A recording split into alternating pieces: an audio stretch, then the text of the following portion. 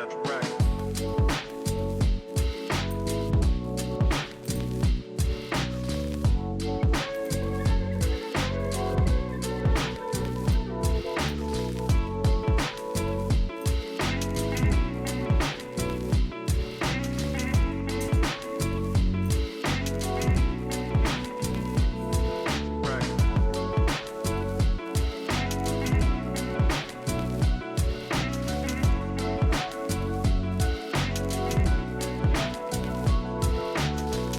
Oh well, nearly at 10k for the St Jude's as well.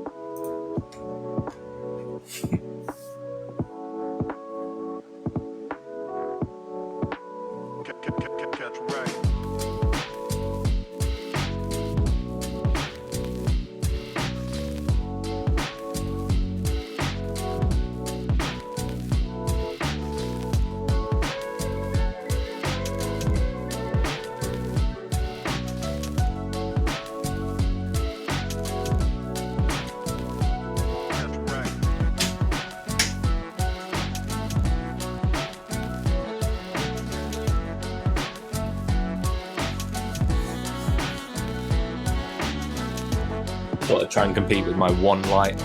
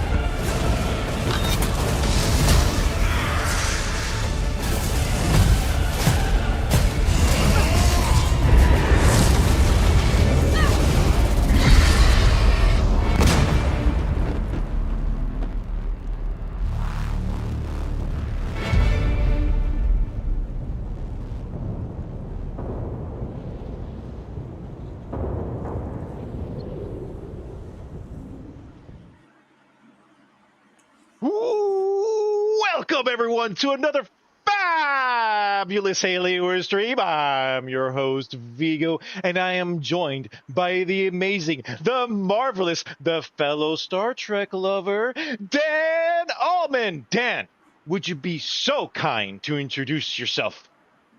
I would be very honoured. My name's Dan. I work in the marketing team at Kepler Interactive, who are the publishers of Flintlock. The devs would have loved to be here as well, but they're New Zealand based, so it's a 4 a.m. for them right now. So there may be a couple of them watching online in bed, tucked in nicely. So you just got me for now. Maybe you just got me for now. What an introduction. Sold, Dan, sold. Folks, I'm super excited to have Dan here to help us socialize this great game, Flintlock, the Siege of Dawn. I'm super excited to play this Souls-like game and introduce it to all of you. But also, I really want to go ahead and thank you, the rest of Kepler Interactive, A44 Games, for contributing 100 codes to our St. Jude charity campaign this year. I cannot tell you how blown away we are. Number one, because this is, you guys just went released yesterday, right? Mm-hmm. So Yeah, really fresh one.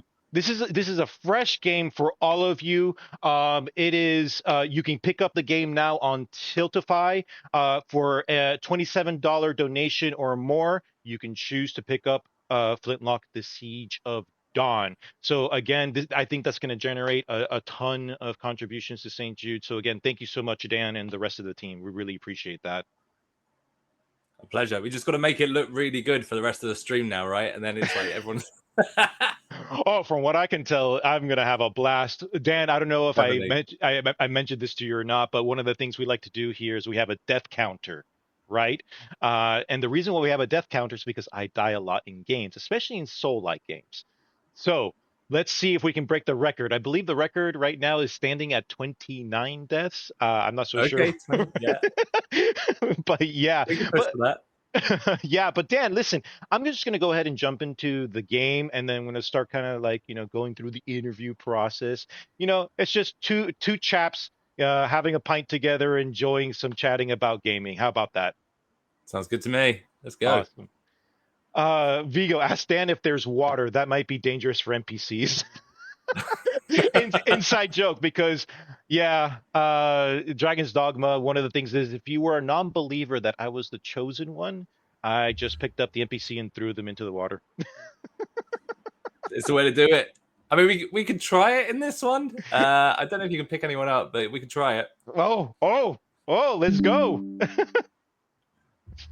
All right, so the game's loading up now, folks. Earlier, I mentioned, and Dan and I, we were chatting that he's a fellow Star Trek fan, right, Dan?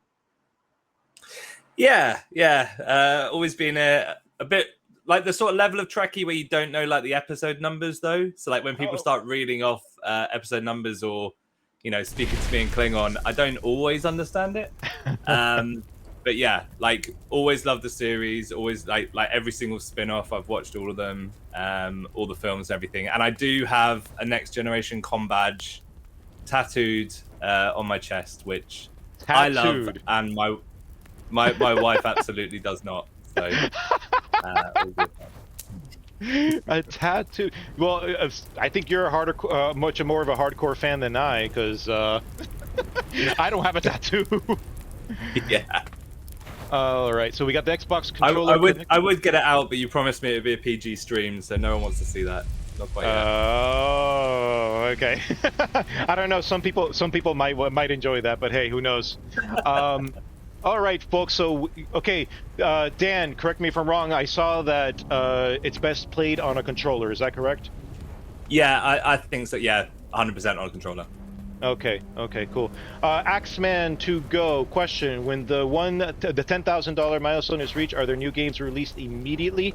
Almost immediately, because I have a feeling we're going to reach it during the stream. So after the stream, I will go ahead and unlock it. All right, new game. Yes, story mode. Hold on, achievements cannot be earned? No, normal then. No. Yeah. No. They really wanted to like make sure there was like some sort of Souls DNA even in the sort of like difficulty options. So they were like, yeah, no, we're not giving it for story mode. I've promised you peace. Today, I'm making good on it. Sama hatched a plan to blow up the door, to cut the dead off forever. Halin and I volunteered. We probably won't make it back, but I would rather take my chances than leave you in this broken world. You deserve more than a letter you'll never receive. But we both know. So Dan, is this like a period piece of some kind, or but never a full one? Yeah, it's a really strange combination. Like, because this might come as a bit of a shock to you because I'm a little bit of a nerd. It just so happens that I've read when I was younger. I read a couple of books, which is this series of books called it's like the Powder Mage series, which is this kind of like cross between. It's almost like the sort of like Napoleonic sort of era where sort of like like gunpowder and things like that, but then crossed with magic. So it's kind of trying to mix those two sort of genres. But it's very much a completely fictional. It's not based on actual historic anything. But you'll see like that by like the outfits and things they're wearing. There's obviously like strong inspirations from that. But yeah, the closest I've actually played to something that kind of combines them like that is actually I used to work at Lionhead Studios, who did the Fable games. And it's sort of like so in Fable 2 and 3, there's like a bit of an element of you've got like a sword, a gun, or magic, and there's a lot of that in the sort of DNA of this one as well. this is wild. Okay, I'm already digging the vibe of this of the period. Right? I'm already really digging it, right? Adding a little bit of magic, a little bit of sci-fi, some fiction into it. I love that. Yeah, it's one of like they didn't want to. Whilst they were sort of like heavily inspired by a lot of like Souls games that have come before, they didn't want to make another sort of medievally sort of like there are things like castles and stuff in here, but once you've kind of got past this first area, don't want to spoil too much before you can get out the first bit. You'll see like a lot of the like constructions and the worlds and things like that. They've tried to do something very different, and it's a lot brighter, and it's got like a lot of different inspirations rather than just like bricks and mortar and dark dungeons and things. Really. Yeah. Just give the order. All right then. All right. Follow the trenches to the old fort. We've got some nice stop for nothing. And not like the understood? biggest people in the sort of VO side of things, but for fellow nerds out there. Zapparan, So clear the Nor, the way. main character, is voiced by a No lady rest called till Olive Gray, dawn. who was actually rest till Dr. dawn. Miranda in the Halo series recently. Really? And she's sort of appeared in quite a lot of other things as well. And the guy who voices Baz as well, who you'll meet a little bit later, he's been in quite a few Star Trek episodes as well, actually. Huh. Yeah, it's good fun.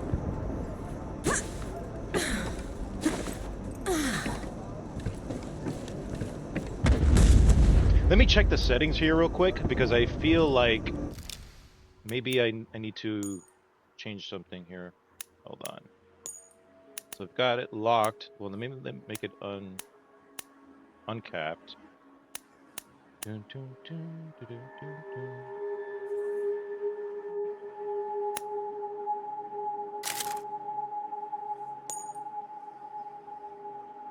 Yes. And let me check on.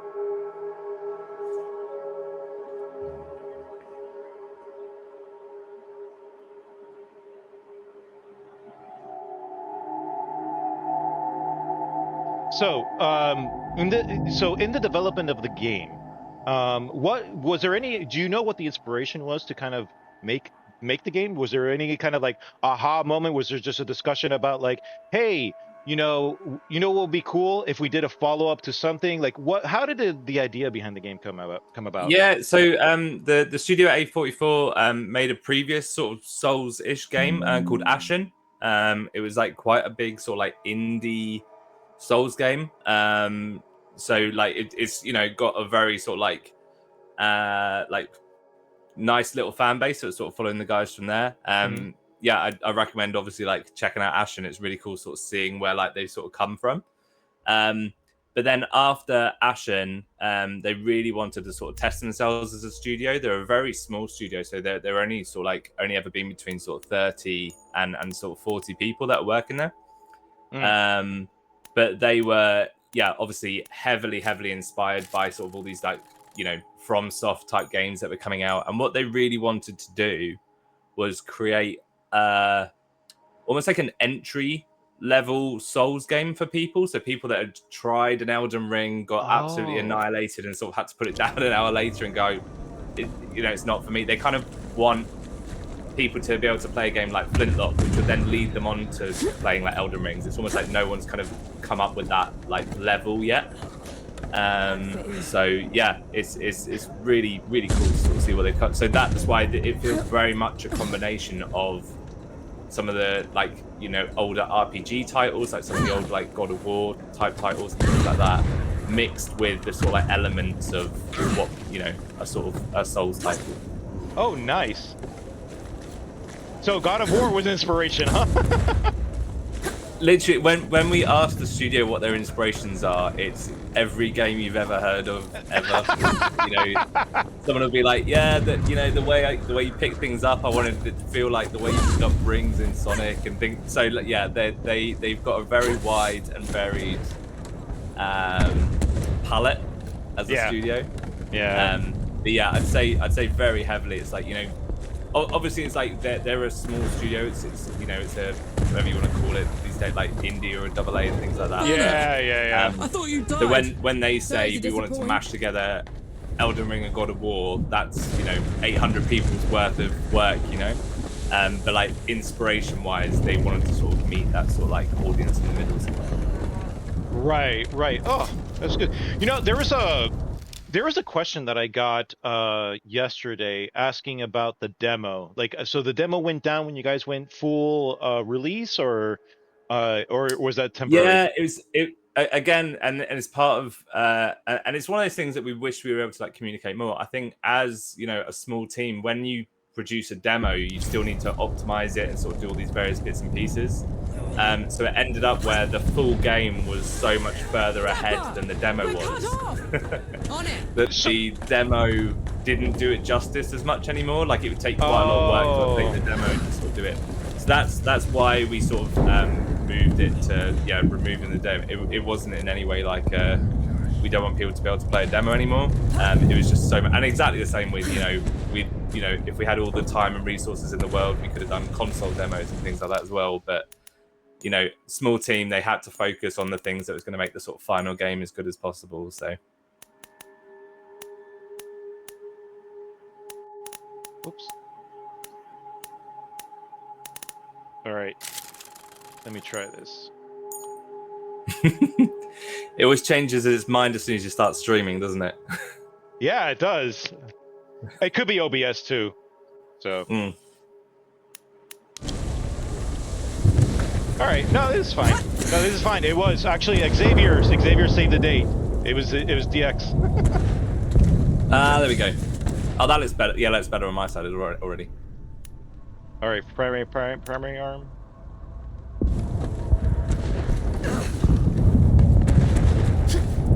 All right, there we go.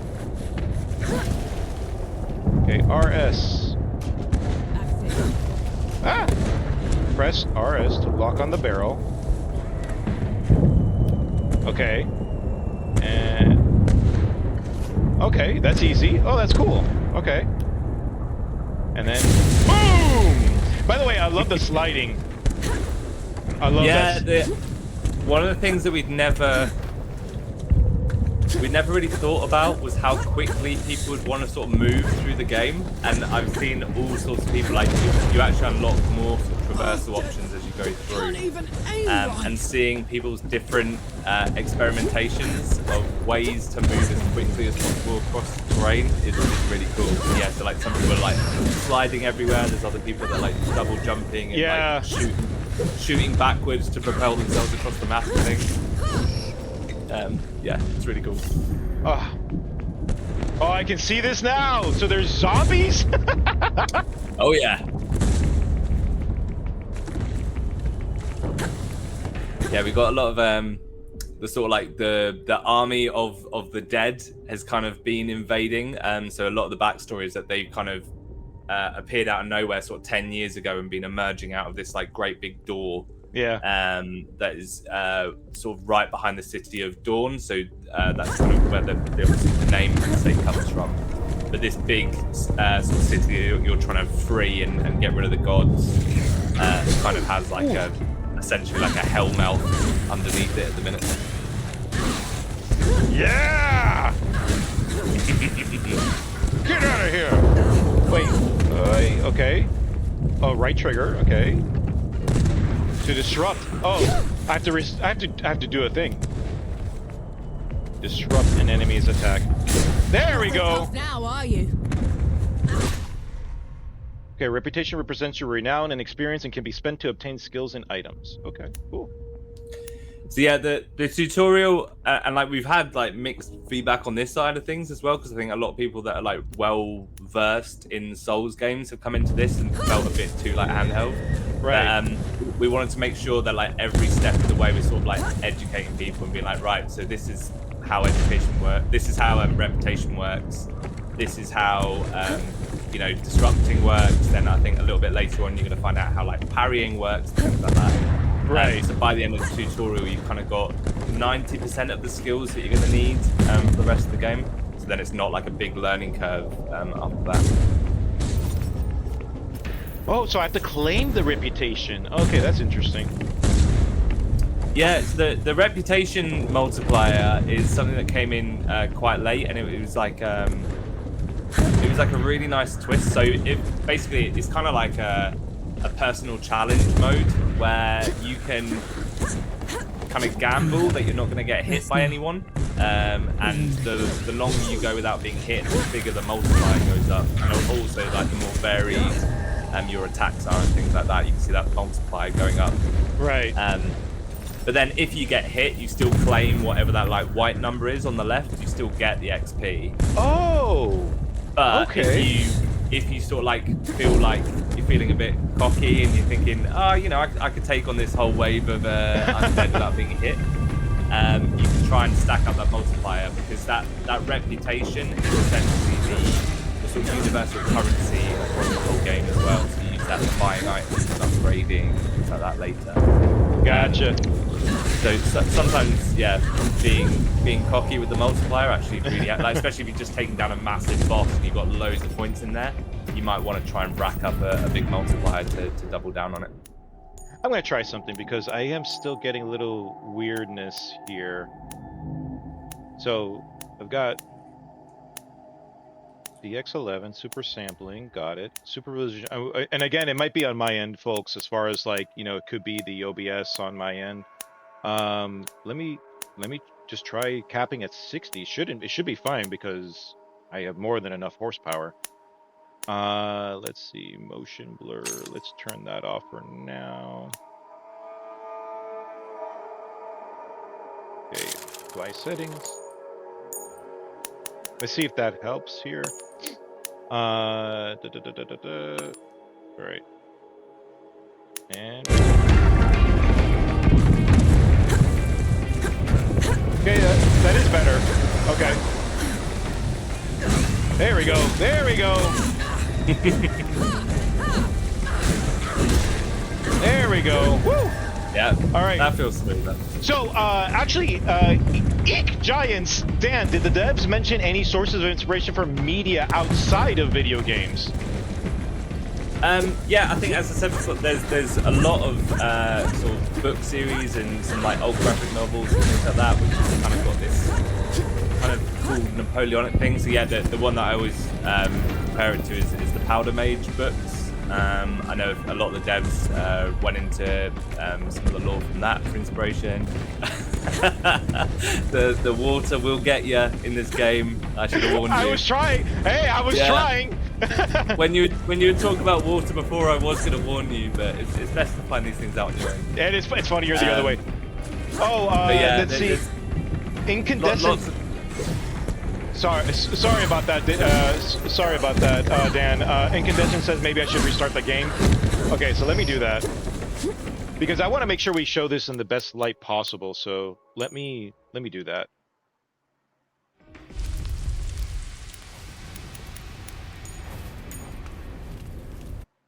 All right. Off and on again normally sorts it, right? Always. All right.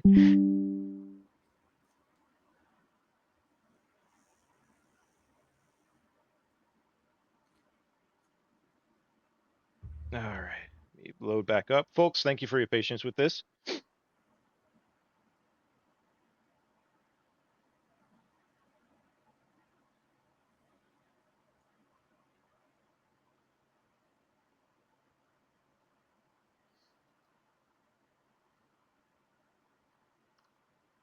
All right. Let me see if it's some stuff on my end too.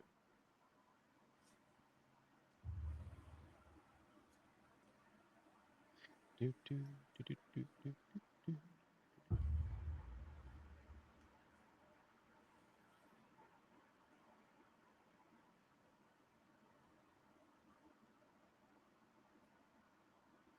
All right.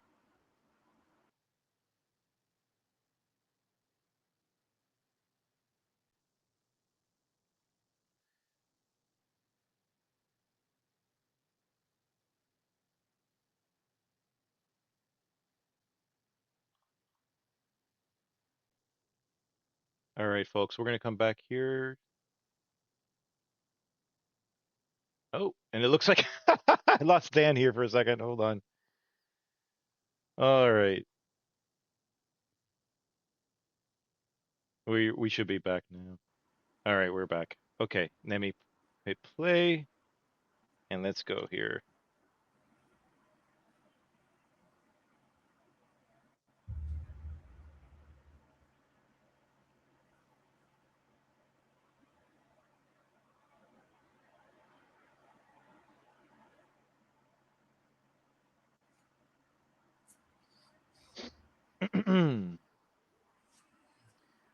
So Dan, were there any fun like Easter eggs that the devs that you know of put into Flintlock? Was there any fun Easter eggs? I don't think there's anything too crazy actually. I think they got a lot of their own sort of like humor and stuff into some of like the scripts and things like that. We've joked for a while that when you walk, there's certain reflections in the game, like when you walk past some things on the wall that kind of make your character look like the character from their original game, Ashen. So it kind of like almost pixelates it in a way that it actually looks like the sort of older game. Really? So there's some cool stuff there. Whether that was intentional or not, but funnily enough, I should have answered this right at the beginning because I know that there's one right at the very beginning of the game. There's some cool little Easter eggs. But I won't make you go back for them. But yeah, if anyone else is playing this themselves, when you first start the game, there's like a notice board on your right before you start going through the trenches. Yeah, have a little look on there. Okay. There's some fun stuff. Okay. There's like random scribbles people have done of what the main character looks like and things like that that's stuck on there. Oh, Xavier has a question here. Question for Dan. How would you describe the level open world environments to the game as opposed to games where it looks open, but it really more like traversing hallways? Also, is exploring a large focus and rewarded? Disclaimer, my knowledge of the game is limited to Steam store page. So the way that they built the world is it's kind of done within sort of 3 like biomes, I think is like the sort of fairest way to describe it. So it's not like a big massive open world like an Elden Ring and things, but there's kind of 3 big main areas, and they do have quite a lot of exploration stuff around them. One of the things I'd say is quite cool about Flintlock compared to a lot of other, especially Souls titles, is they've kind of really focused on this kind of like vertical exploration. So whilst you can like look around and there's paths and things like that, once you sort of unlock a few more sort of traversal options later on, you'll find that you're looking up or looking down quite a lot, and there's like things quite high up on like the roof that you can kind of like jump up to and use some of your like magic to get to, right? Which is really cool. So yeah, when we get to like a bigger area, I'll point it out and sort of show you how that sort of things open up and things like that. But almost not to always go back to Star Trek, but like when they sort of like brought in that they sort of moved from like 2D chess to like 3D chess. That's the kind of thing that I use to describe it, because there is a lot of like sort of puzzles and exploration bits where you sort of think there's no way to get somewhere, but actually there's like a way up a cliff and things like that, which in a lot of other games you'd be restricted. Like, enough games don't even let you jump, let alone climb up and things like that. So Dan, I noticed something, that when I died, I dropped my reputation and I was able to pick up part of it, to recover part of it. Yes, yeah, so I think you pick up, I can't remember if it's part of it or it may even be all of it, but so the only thing is you only have the one chance to go and pick it up. So I've had a few times where I'm right next to the reputation. I think I'm going to pick it up, and then I die again. No! And that is a controller out the window moment for sure. Controller out the window. But yeah, so it can be pretty punishing sometimes. But yeah, there's lots of really cool stuff, and it's a mechanic that they went back and forward on like 100 times when they were developing, and like it's really cool being sort of behind the scenes and stuff like this, and it's a I'm happy to gloat about it as part of my job that we get to sort of see this stuff early. Yeah.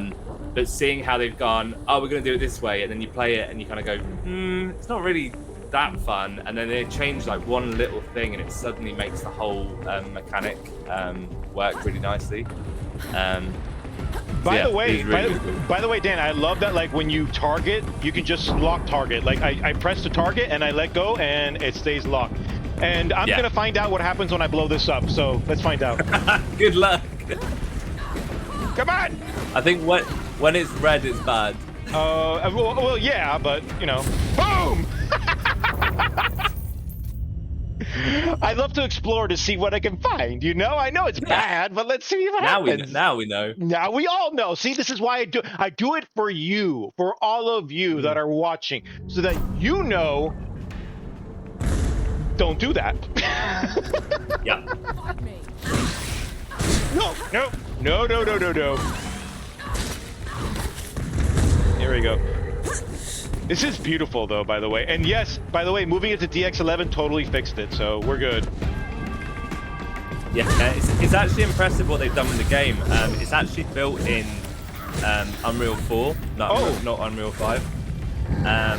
So seeing they've kind of been pushing Unreal 4 to the limits because it's what they started building.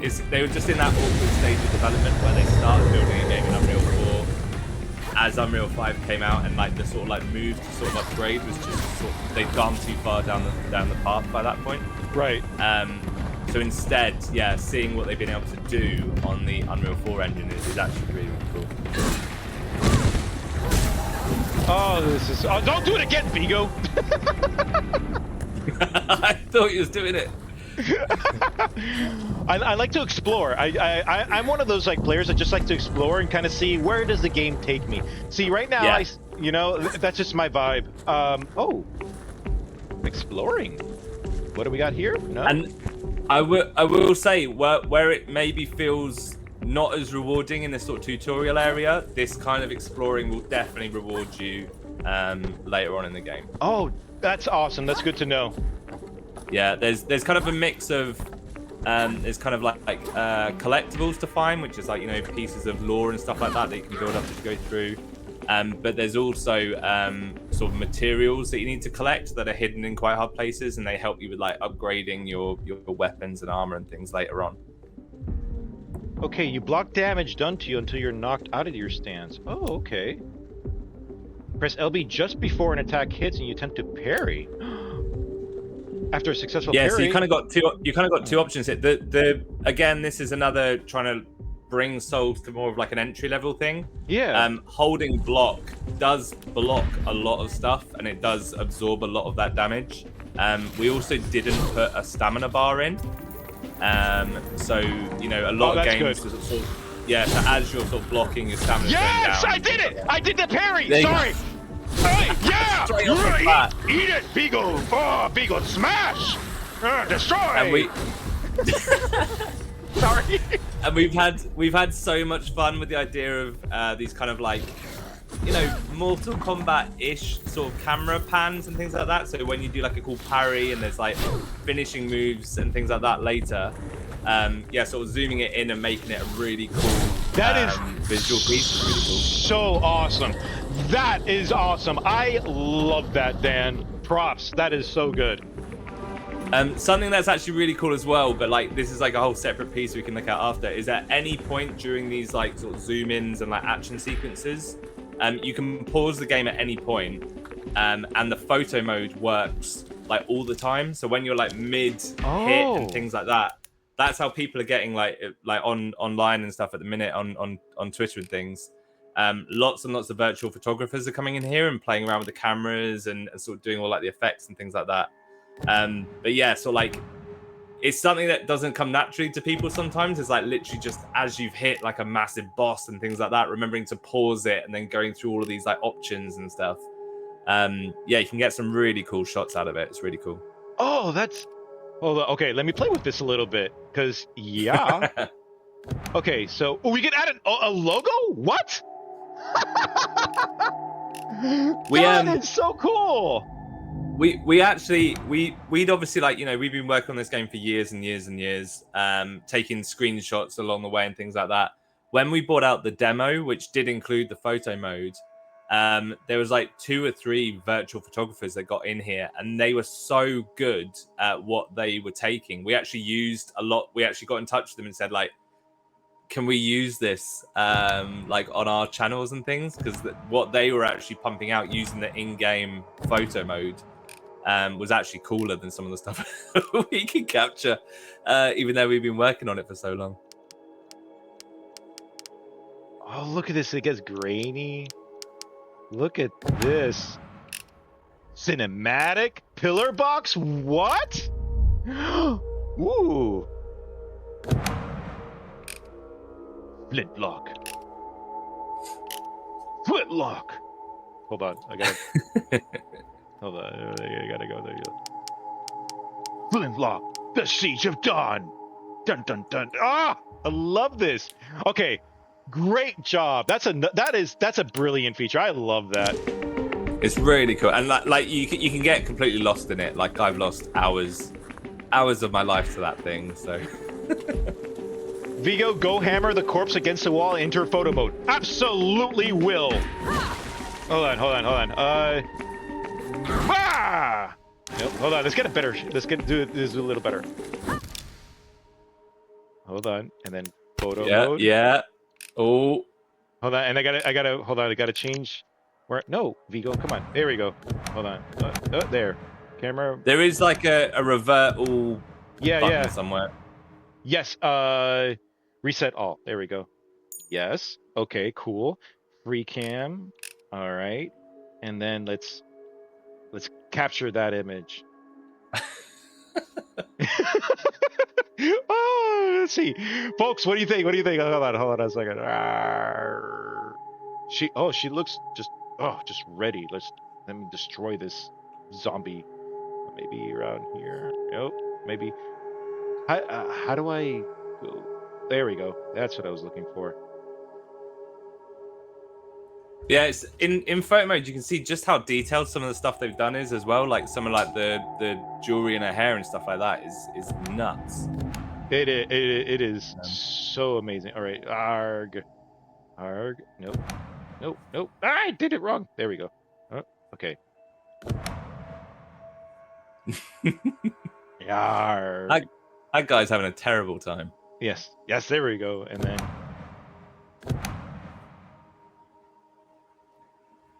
I feel like I should be lower. Yeah, yes. I should be there. I'm. Yes, that's the one. Yes.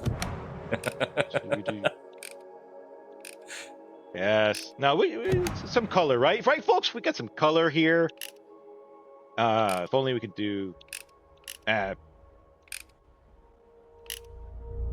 Nope. Oh, but I bet you we can. Yes, that's the one. Oh, frame by frame is a great idea. I'll Oh. I'd say I'd message it to the devs straight away, but they are having a very well earned break at the minute. But as soon as they're back, I would definitely raise it.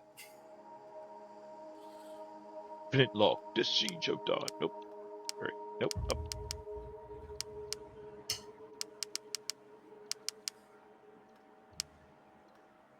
Oh wait, no, that was. There we go. I keep doing that.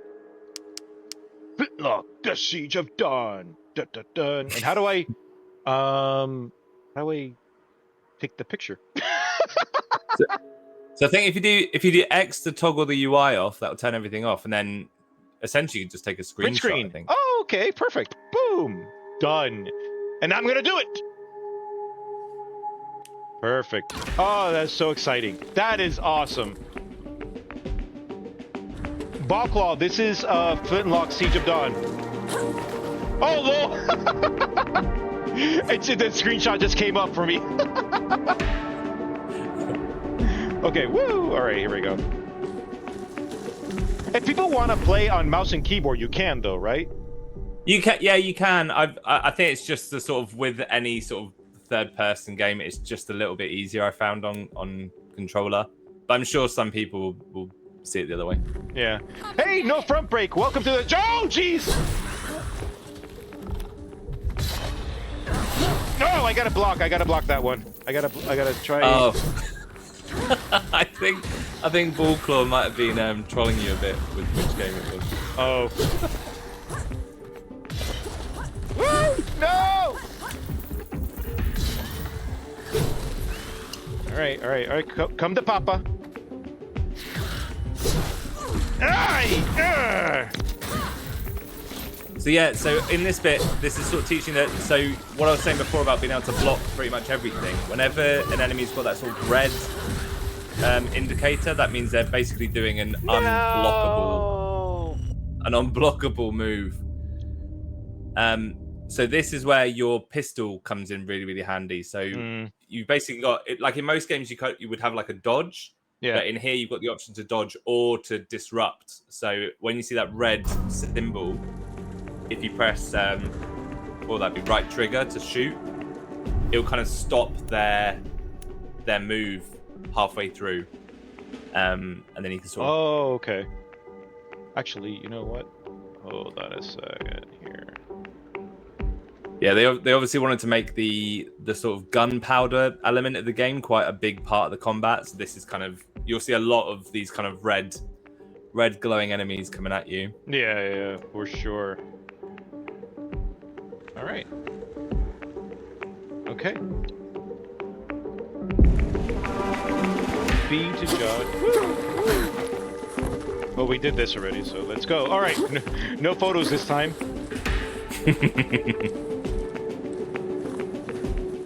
And there's my gear.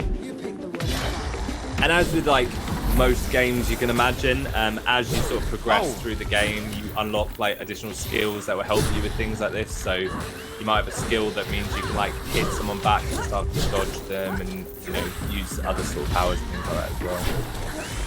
Right.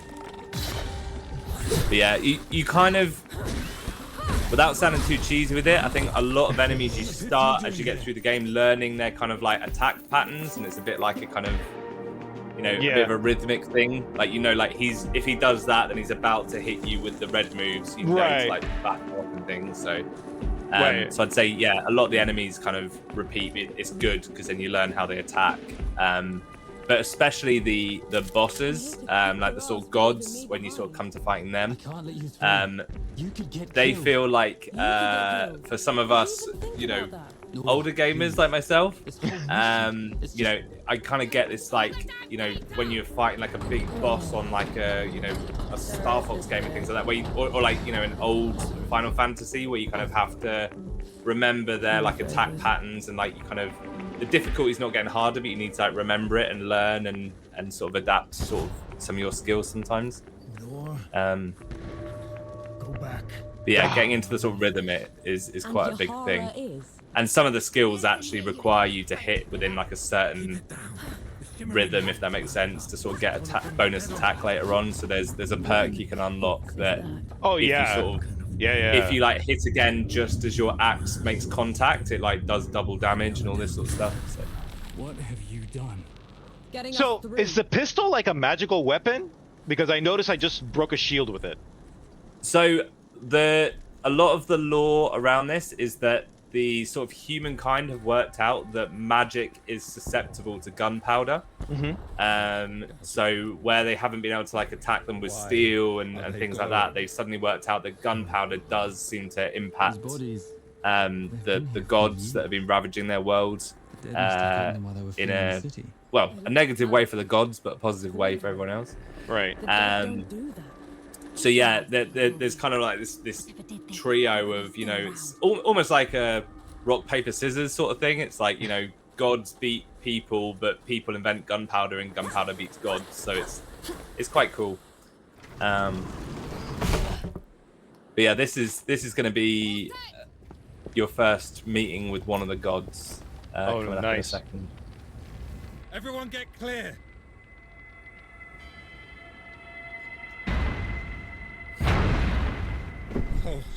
One of the gods, huh? Oh, ho, ho, ho, ho, ho. That is a freaky looking creature.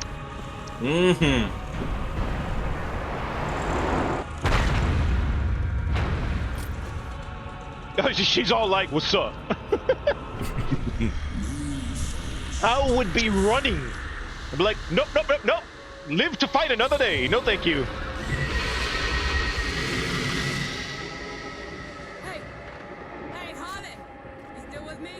Yes. That thing is. So there was a question. Can you use the Flintlock to parry? No rest. Not to parry, but kind of, yeah, it's more like a disrupt thing. You do actually unlock some other gun mechanics later on. So yeah, well, I'll talk about that when we come to it. Oh, Jesus! Cool. All right, hold on 1 second before we get into this battle. I am going to check to see if we have... Folks, remember that the game has been unlocked on Untiltify, you can go ahead and pick it up here. Also, if you want to give Punky the dog a treat, it's $5, maximum of 5, because she's already a big piggy dog, and she doesn't need any more. Okay, let's take a look here, folks.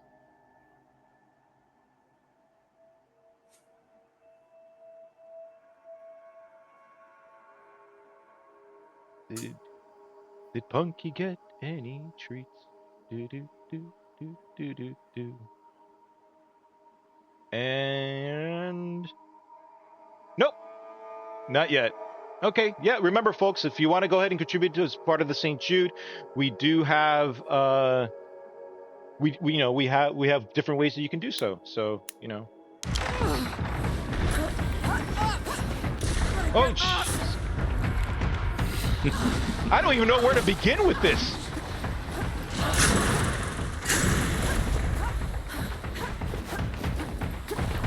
Looks like a star requires beware of the beans. No beans today. I don't know if you've ever had bean boozles. Oh, jeez. So, I don't know how I'm gonna beat this. Holy smokes! I'm not gonna give you any tips on this. Good, good. Don't give me. Oh, this is amazing! Oh my gosh!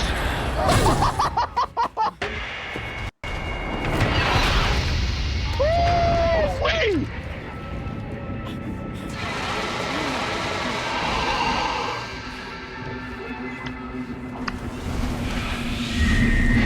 So yeah, if it makes you feel any better, as far as I know, you can't win that fight. Really? You think? I bet you someone will do it, though. I bet you someone will. I really want to see someone get to it. It's yeah. I think I've seen someone take it down to like half health. That's the closest I've seen so far. No, Beagle will find a way.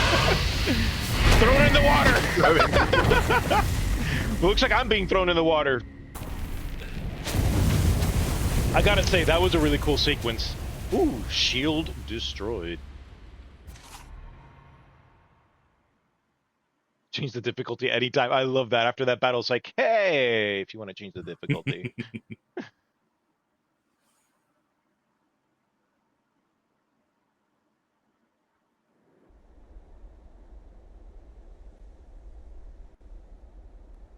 Yes. Elf chibi tentacles. I have no idea why No Front Break pinned that, but okay. We're in the pit. And now he deleted the message! You wouldn't know, would you? Okay, I'm gonna revoke your admin rights, No Front Break. I'm sorry, what? Hey, wait! I dragged you out of the river. Yes. You were unconscious for a while. Out of the... Oh, can I... Is there anyone else with me? You were alone. Can I break this? Yes, I can break it! Do? What am I going to do, exactly? Your kind metal Yeah, no blades rupees inside, I'm afraid. destroyed the barrier that kept the gods contained. Alright. Oh, what is that? Barrier. You mean that shimmering wall? So it was you. We couldn't... Oh, didn't nice, know. Vibrant! Thanks for The picking up a damage copy. is done. Now you must mend it. Oh, nice. Oh, wow. The environment is so beautiful.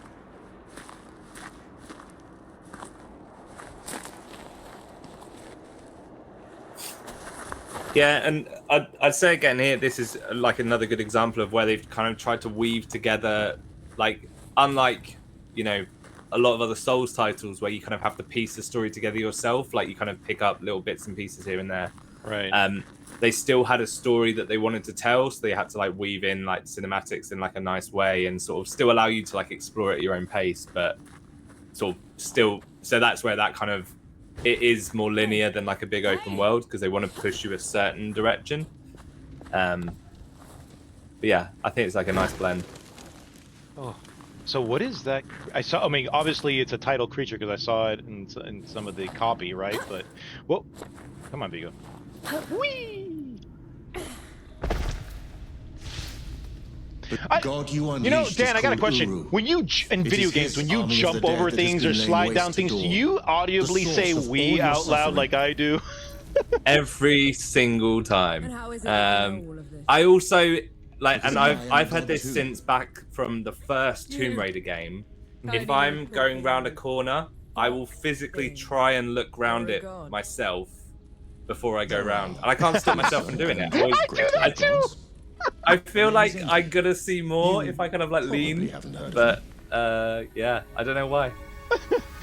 So we got a demon Consider fox me type your of chance here at redemption. going on. Wow. Your He's got a kind little bit of everything going on. This guy. Hold on, He's kinda please tell got- me. Please tell me you have a plushie of this character. Well, it's rapidly becoming something in the community that is being asked for. So we might have to look into it. No. Nothing. Come on. Okay, look. Let's be fair. Devs, publishers, if you're going to make a cute animal part of your game, we're going to demand a plushie. Whoa! And make it shoot lightning, please. Make it shoot RGB. Stands no chance against a god. A completely non-kid-friendly plushie. Yes. Let's bring it on. Like Mel Brooks, you know, Spaceballs a flamethrower. Vengeance you want. I'll give it to you. As long as Uru is free, your world is in mortal peril. Help me seal him away. Stem the tide of destruction. It's the least you can do.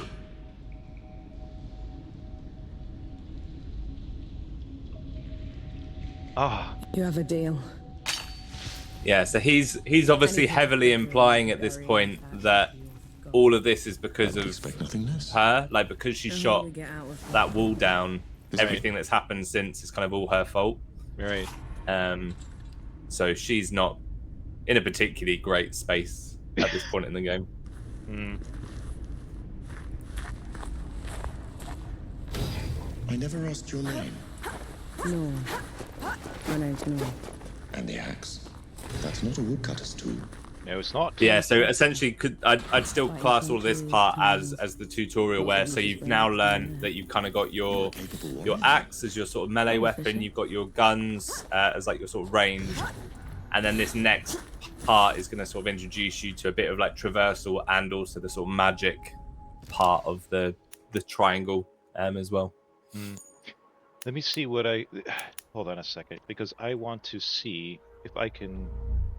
I'm going to shut down stuff on my end, because I don't know if it's me or what, but this... I really want to showcase this great game, you know, so...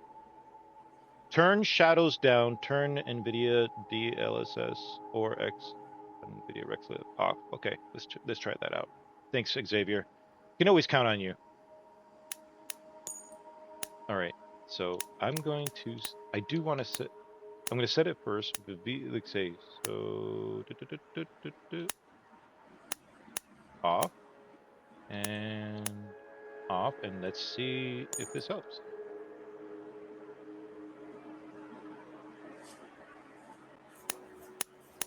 I know it. Hi. Okay. Because I really want to make sure that OBS doesn't, you know, get in the way of this. Yeah, that's the thing, because we tested it before, didn't we? And it looked great. We did, and it was For OBS. fantastic. I'm just guessing. Maybe it's got to be. Yeah, still getting it.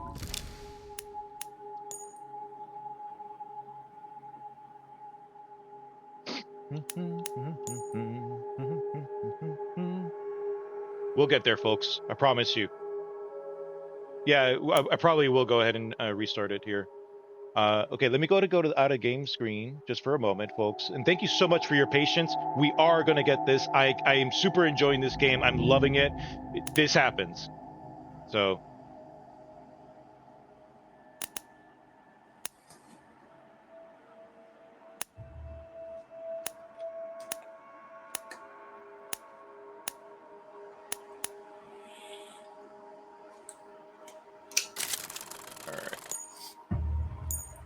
All right. So Dan, tell me a little bit about your journey in gaming. Like, what was the first game that you remember that you completely fell in love with? So I'm from the old days of, people didn't just have every single console. So I used to I had a next door neighbor who he always got everything Nintendo and I got everything like Sega, like back in the day. And then loads and loads like Sonic 2 for the soundtrack probably is like my sort of one of my all-time greats. But even before that, I remember, I'm sure I look nice and youthful. But I'm from the era of, I remember like my dad bringing home this box where there was like 5 blank floppy disks that you had to like put in and then get out this like little book that you had to type all the code into I think it was like the Commodore Amiga, just to get some like weird Indiana Jones platformer game working and things like that. Oh wow! And then Indiana Jones platformer game? Yeah, I'd swear it may not be legit. It may have been like a weird knockoff Amiga game. It was called like Treasure Hunter Man or something. Treasure Hunter Man. But I think like the first game I got properly obsessed with when we were younger was, I remember like the Command and Conquer like Red Alert games and things like that. Yes, Command and Conquer. So like games like that, games like Dungeon Keeper. I was huge fan of Dungeon Keeper and like the sort of Bullfrog games. And then sort of getting into stuff like Fable and things when it came out. I was obsessed with Fable as a kid, and that sort of like led me to dream to like work at Lionhead at some point, which is what sort of started the journey a bit. But yeah, I've always had like a games console. It's always been like a big part of my life. It's always been, my friendship groups are built around sort of like games coming out and things like that. But yeah, so I'm actually originally from a little island called Jersey. Island called Jersey. Yeah, so it's actually the OG Jersey. So like none of the, New Jersey's older brother. New Jersey's older brother. So it's only 9 by 5 miles big. It's tiny. There's not a lot to do there. So yeah, gaming for a lot of us was like a massive thing. Like all of like the youth clubs when we were growing up all had like an Xbox, and that's where you started playing things like the first Halo. I remember playing at youth club. Yeah. And that being like a huge thing. And then so I did like marketing and things over in Jersey, but there's no like big gaming scene and things like that. So that's what made me leave the island to sort of come over to the UK mainland. And try and find something cool and exciting to do with marketing that was either I was actually looking for something either in music or gaming. That was always my sort of end goal. Because I love really noisy like punk metal music as well. So I either wanted to work for a noisy record label, or a cool sort of games company. So I ended up going the games way, but I'd have been happy the other way as well. Gotcha. So was there a particular record label you wanted to work for? I always wanted to make my own. So I tried to make like an underground punk record label, where I was approaching bands on MySpace, for those of you that remember that. Yes. And so I'd like message them, asked to basically use one of their songs on like a compilation album. And I was literally up until 4 a.m. most nights printing, like the old way you had to like burn CDs. Yeah. So I'd be up every single night burning CDs, going out trying to sell them to stores and online and things like that. So it was a fun time, but a lot of work. I imagine. But yeah, pretty fun. But basically, all of my love for either music or gaming came from Tony Hawk's Pro Skater. Like that is like really like so much of my life has come from. So like it's why I still buy Vans t-shirts. It's why I listen to punk rock music. It's why I play video games and love things I've got. So funny enough, the multiplier in Flintlock is inspired by the multiplier from the Tony Hawk's games. Oh, that's awesome to know. Holy smokes. So I see here we're in a training here. What is this part of the menu? So this is purely, and again, this is one of those things that we didn't think was in enough games, where you get told something once and then you kind of forget about it, and like at the very end of the game you're like, oh, I forgot I could, you know, block here or parry. So this is purely everything that you've been taught is just like a reminder on how all those elements work. Oh, that's a neat feature. You don't see that often at all. Oh, hey, Yeah, Toket, welcome. Sorry. It's one of those things we actually put in and then sort of forgot about for a while. And I seem to remember there's a couple of the videos in here that were really not very good. Like, as in, like, whoever recorded it was not particularly great at playing the game. So luckily we remembered and changed them in time. But there was some really embarrassing footage in there at one point. So what is this? Skills? So yeah, so at the moment you kind of got the two sort of lines, and you do eventually unlock a third, which is magic as well. But as you sort of like progress, so this is where the sort of more like RPG element of the game comes in, I'd say. So this is much like in an RPG game where you'd increase like your health or your attack and things like that. We've broken everything down into powder, which is your weapon, your firearms, steel, which is your like melee attacks, and then you've got magic, which comes in later as well. oh wow! So as you unlock each sort of triangle, you do get a new skill. Some of them are passive, some of them are active. But then as you're increasing each line, you'll see along the top that your damage in that area increases as well. So you might want to potentially play this, you know, if you played this game a couple of times through, for example, you might have like one completely steel build where you've got like maximum melee damage, for example. Or you might want to distribute it across all three. And some of them do combine. So you'll see like the triangles do sort of meet at certain points. Yeah. And that's where you kind of got, you know, something that mixes those two areas together. So it might be that like after you hit someone with an axe, you can shoot them with a gun, and that's like a skill that you unlock. So I have a question. Can you experience the overpowered fantasy, right? Can you unlock all of this, for example? If you really, it may take a little bit of grinding towards the end, but yeah, I think that there's definitely ways of constantly getting reps, because basically everything you kill, you get reputation, and that is the one currency that sort of goes across the whole game. Got it. So yeah, if you were killing absolutely everything, you know, maxing out your multipliers and things like that. There's also some like mini games and some side quests and things like that give you quite a lot of reputation later on. There's lots of stuff there as well. There's actually sort of talking about Easter eggs, the whole reputation thing. So you know when I was talking about the reputation multiplier before, there is a weapon in the game that is quite hard to get, but you can technically get it quite early on, but it's really hard. And the weapon itself does more and more damage the higher your multiplier is.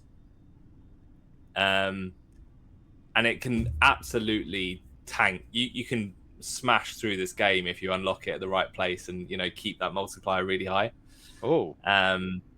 But yeah, it's very hard to get to. And obviously, as soon as that, you know, you get hit once, you lose the multiplier and it doesn't become as powerful anymore. But it's good fun.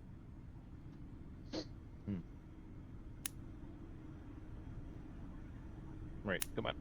All right. Okay. Yes. Oh, I have to go through all of it? Okay, yes. Okay. Press A, then A again to powder jump. Let's do this!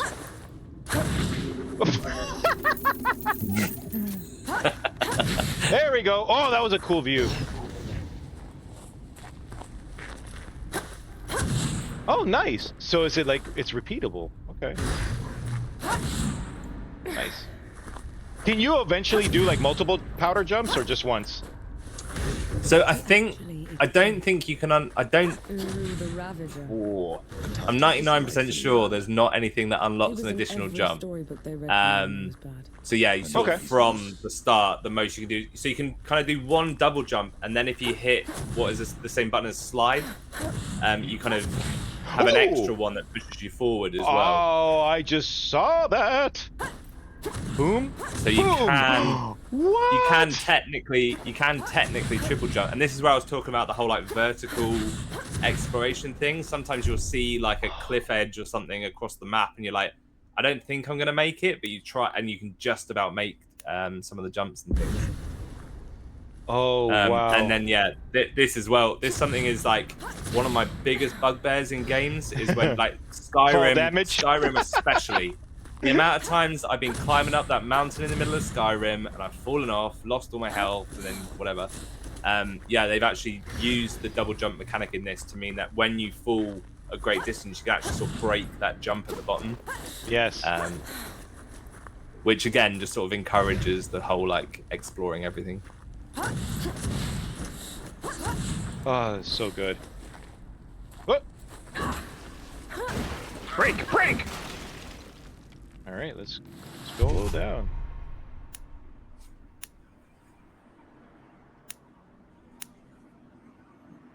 Gauge is full. Press Y and LB. Okay. Dead? What the?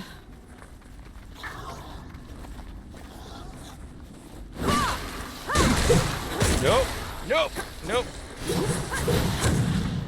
Haha!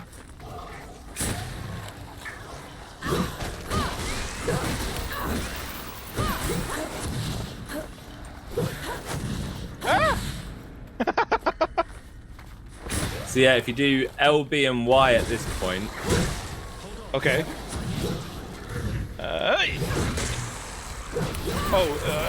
Yo, come on, big O. Whoa! So one of the things that your that Enki kind of has as well is kind of like the best way I can think of describing it is like an ultimate ability. It's when he goes like Super Saiyan sort of thing. Like at the minute he's just got that ultimate, but you can unlock additional ones. So some of them are unlocked through the skill tree, and some of them you get in other ways as well. And then there's additional ways you can power Enki up as well, by like collecting various items. Oh, that's so awesome. So I could do it right now, it looks like. Let me see. Wait. No, I guess not. Yeah, I think when it's like it's kind of like a thing that fills up. So when it's glowing, you'll be able to do it again. But then Enki's got another ability that is kind of like a one that you can use more often that it'll show you in a second. So, Vibrant Batman is asking if it's Steam Deck compatible. In my way. So it's not got the official green tick, but I don't know how officially I can say this, but I've got it on my Steam Deck on medium-high settings, and it runs perfectly fine. Like I did turn it up to max to see what it did, and the fan nearly blew my fingers off. So I wouldn't recommend that. But yeah, in terms of like medium-high settings on Steam Deck, completely playable, and I do it a lot. I died. I was trying to do the move.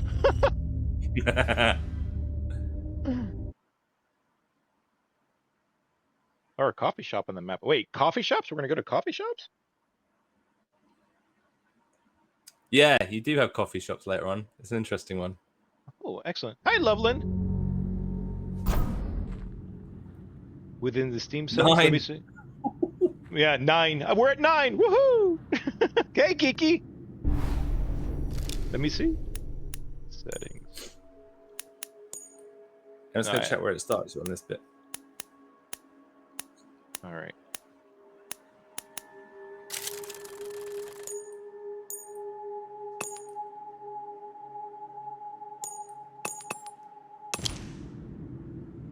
All right.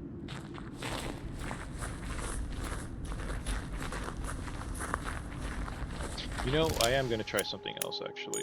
Maybe it's display. I have it at full screen. Right, let me try windowed.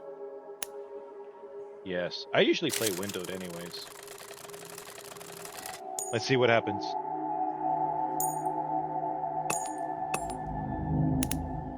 Resume.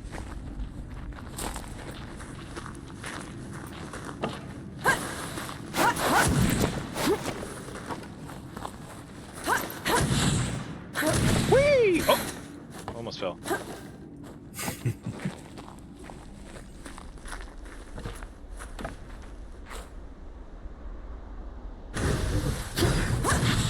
No, you have it pretty right. I've died like 9 times, so. In my way. Oh, and there was the recovery. Okay, Y. Press Y to attack with Aneki. This gauge curses the enemy and builds their priming gauge. When their Yeah, priming gauge is full. so Okay. basically this purple bar that appears above the health bar is kind of like um as it sort of builds up, when it gets to sort of the end, the whole character kind of glows purple, and you can do like finishing moves and things. Right. So yeah, if you keep like essentially you can keep mashing Y as long as you've got those little triangles filled Yeah. down the Oh, bottom. keeps mashing it. I see it now. And then. Ah! No, Vigo. And then if you hit him when he's purple. No. Ah! Oh, you Vigo. Yes! Yes! Yes! Yes! There we go. Down so easily. Ah! Lord Salvation. Yes, Vigoro. On last stream, we were singing Vigoro si, Vigoro no, Vigoro si, Vigoro no. Yeah. Silly stuff. Alright.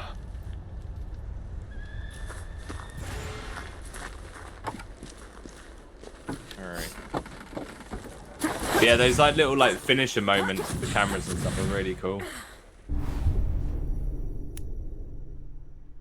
By priming, you can remove any armor by priming. Okay. Watch out, War.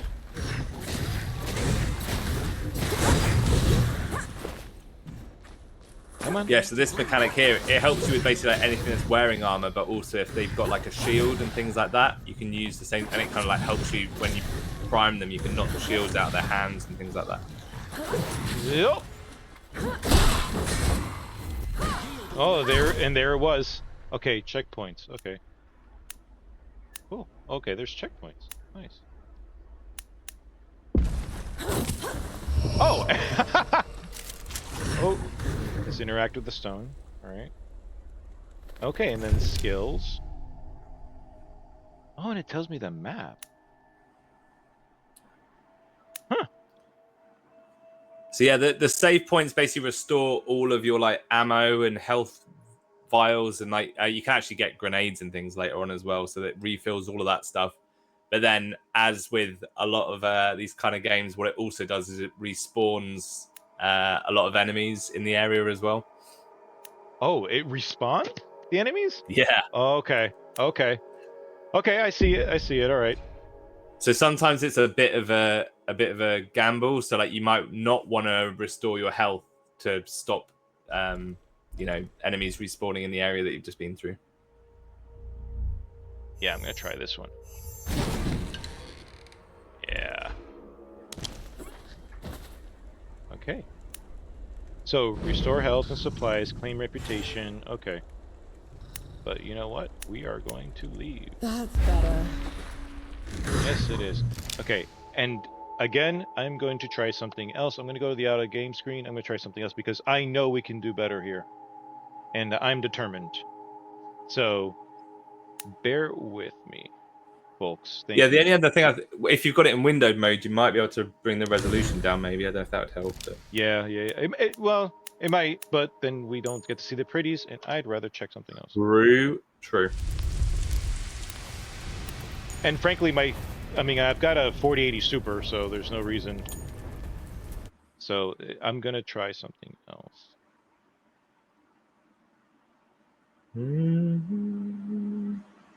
Yes. So what led you into game development, by the way, Dan? What did Link? I'm never sure, because sometimes it's sometimes hard working in the industry of what your favorite hobby is. Yeah. It can sometimes be a bit of a pain because you sometimes spend all day working on games and then you sort of sit down in the evening. It's like, what am I going to do to relax right now? Boot up a game, maybe. You might be sick of seeing an Xbox controller at that point. But yeah, like I've just always had, honestly, like just such a big love of games. They've always, helped me to relax and to have fun, and yeah, it's been like a big part. Especially like in the age of online gaming, I think. So Yeah.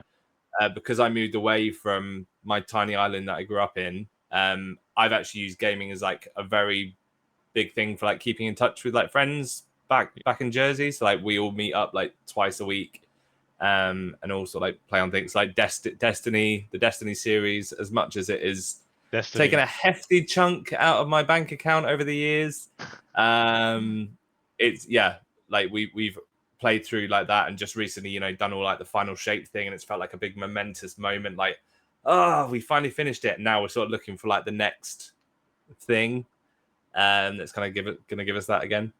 But yeah, like I always love games, and I think it's just one of those things that, like, if there's something you're particularly passionate about, like, you know, go for it. Like, you know, make that your 9 to 5, make it the thing that's going to sort of get you out of bed in the morning. Because yeah, why would I want to go and market a law firm or something like that? That's not gonna, you know, fill me like, that's not gonna fill me with any sort of like sense of accomplishment. And the big realization for me when I was like, you know, I've really made it, was when I saw my name in game credits for the first time. That was my big that was my big moment of like, oh, I'm actually like not in a game, but technically I'm in a game. So yeah, as soon as you sort of get your first game credit, that was a big thing for me. That's awesome. All right, so let's see here. All right, let's load back up.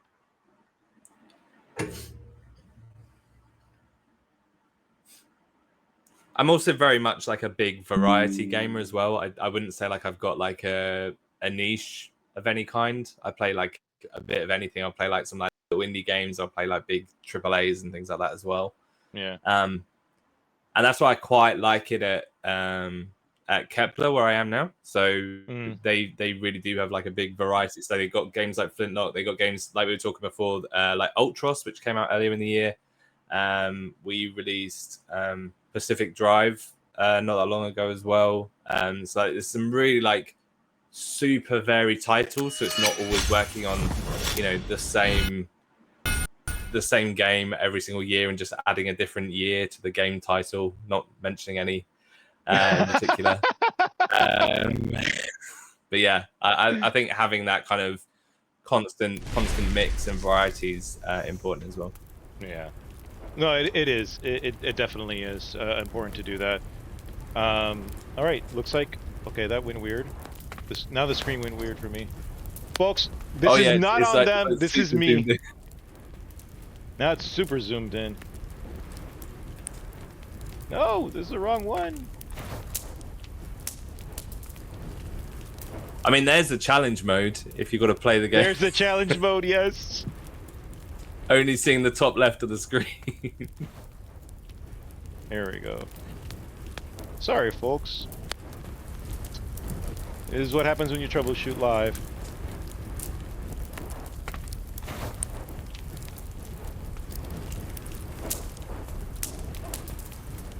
Alright, we're back.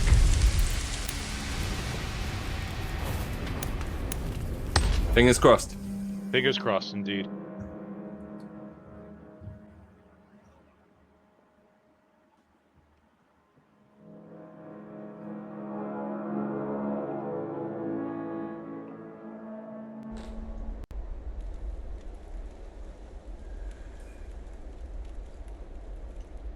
But I'm gonna have to, you know, I am gonna have to figure out. Okay, it is smoother. I am gonna have to re-showcase this game though properly once I figure it out what may have been going on. But this is a lot smoother, so that's good. This is way past the trenches. The coalition would never.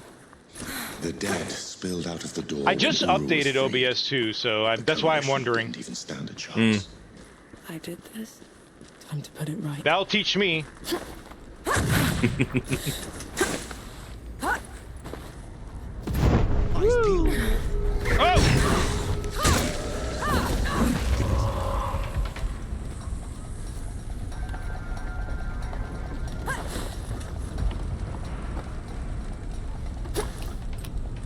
So I think you've just come into. So this is another quite cool thing. These occupied areas basically are this whole like idea of like clearing out all the bad guys, and if you get rid of the sort of leader in the area, it will sort of take over the area again for good, and all the What? sort of like people will move back in, and all the fires will go out and things. So is the leader in? Oh, jeez. Oi! Is the leader the objective or optional?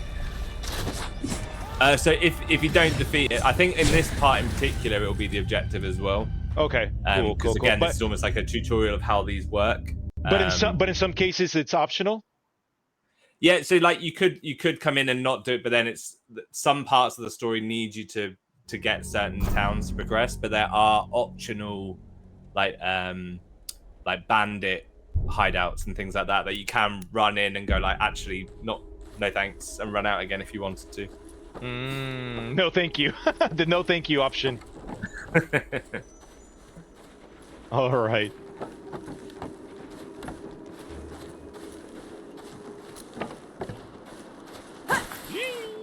Oh yeah, that's right. I can run too. Oh yeah. I don't know why I'm so afraid of going down there. It's like I don't want to be. I don't know. It's like it's kind of like the whole high ground thing, you know? I want to stay in the high ground. Bring it on.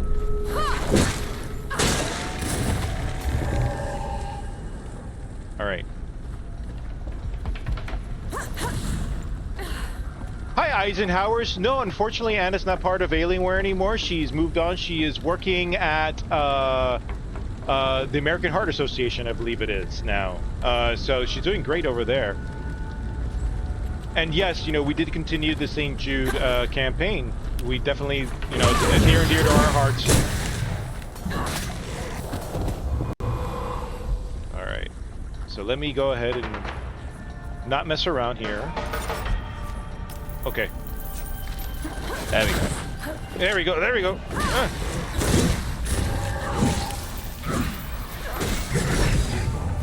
Aha! I blocked you. I bet. So I want to try to do like a mid-combat block. Oh, and yesterday was her birthday. Yeah. American Cancer Society. Thank you, Geeky.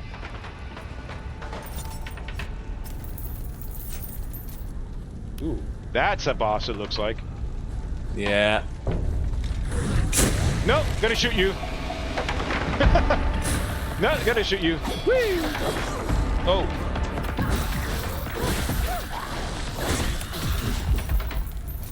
Let me try. Oh, shoot! It shot me. It's like, oh, okay, I can do this. I can do this too. Right in the face as well. I know. Oh, what death is there it? is 11? I should have said it, there is quite a good skill you can unlock quite early on, that means that you can parry like a gunshot or like a projectile, which is quite handy against some of the ranged enemies later on. Oh, okay. I am digging it. I need to remember all the skills though. This is what I do love about like when I'm challenged early on in the game. It forces me to remember like, hey, you have all these other skills. Make sure you're using them. Oh, but I do love the movement. Even remembering to like use your health flask and things like that sometimes. Yes. It's hard to remember. Oh. Oh, hi. How you doing? What am I shooting at? Did he fall down? Where'd he go? He fell down! Aha! Run from Vigo. No. Alright, come on, Vigo. Block. That was a nice dodge. Alright. Oh, God. Ah! Why did I do that? Alright.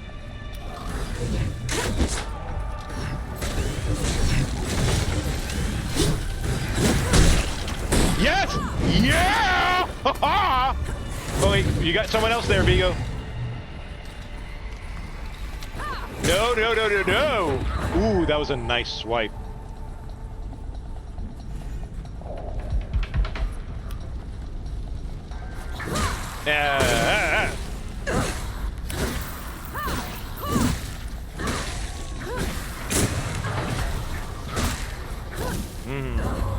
I should have disabled its armor.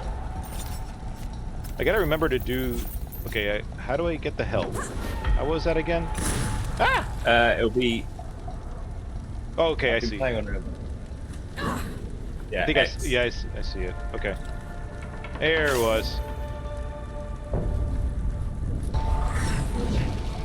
Whee!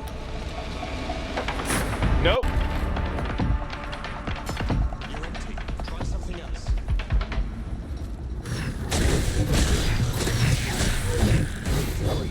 Stay alert until then.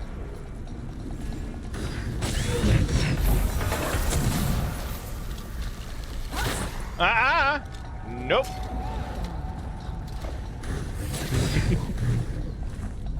I'm being so cautious. Nope.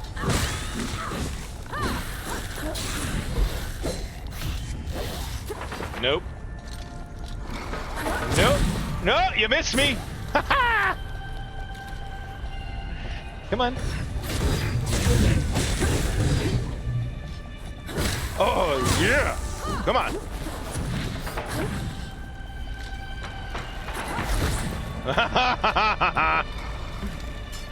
empty. Try something else. Almost there. Almost there.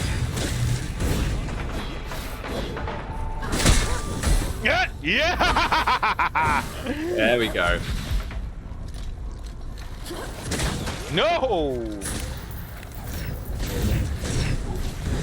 I can do the LB the special attack. Yeah, once they've lost. There we go. I was gonna say once they've lost their armor, their health goes down a lot quicker as well. Yeah, that was awesome. That was awesome. See, I gotta remember, be patient, Vigo. Be patient. Oh, and they came back. That should be all of them. We should check the coffee shop, call everyone back. Yes, let's get some coffee. Vigo needs more coffee.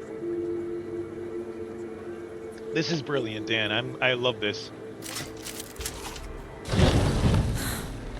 I have returned. Inside the coffee shop, talk to the host to restore your health, gain a reward, and purchase new clothing. Perfect. Ooh. Furthermore, the host may provide you with the latest rumors in the area, unlocking new site. Ooh. So is this in some way a little open world, like a lot of destinations you can kind of go to? Yeah, and these are we've tried to like make sure we've included like fast travel options like as much as possible. So you've kind of got the coffee shops that you can fast travel to, those little lodestones, the triangle ones that you did in the cave. You can fast travel to those as well. But this whole area here is kind of held within like a tutorial area. So just in a minute, you're kind of going to go to the first big sort of biome area. So you'll sort of see how big the map is on that bit. Oh, excellent. Oh, and as Mondo Blasto says, those coffee, Janeway beat the Borg with it. All right. I love these characters. I love the imagination. Yeah. Yeah, you sort of think with all of these kind of like Just yet. games that have come out, like they must run out of ideas at some point. But when you see some of the stuff that these designers come out with, it's crazy. Obviously, like you can see where they've pulled from like all sorts of like, you know, like Babylonian stuff, and you've got some of that Napoleonic bits for the armor and things like that as well. And that's why I think Flintlock's quite cool, because it has mashed quite a few of those together to make the world quite weird, rather than just focusing on one style. So it kind of makes everyone feel like they're very sort of like alien to each other. One thing I will say is that one thing you can't do in the coffee shops is buy any coffee. They are really they're really big on the merch. The coffee vendors in this game, so they're all about selling you, you know, the gear and things like that. But yeah, they won't actually sell you a cup of coffee. It's a weird one. Okay. Well, I'm gonna purchase some yellow pants because why not? Equip. I shall be yellow pants.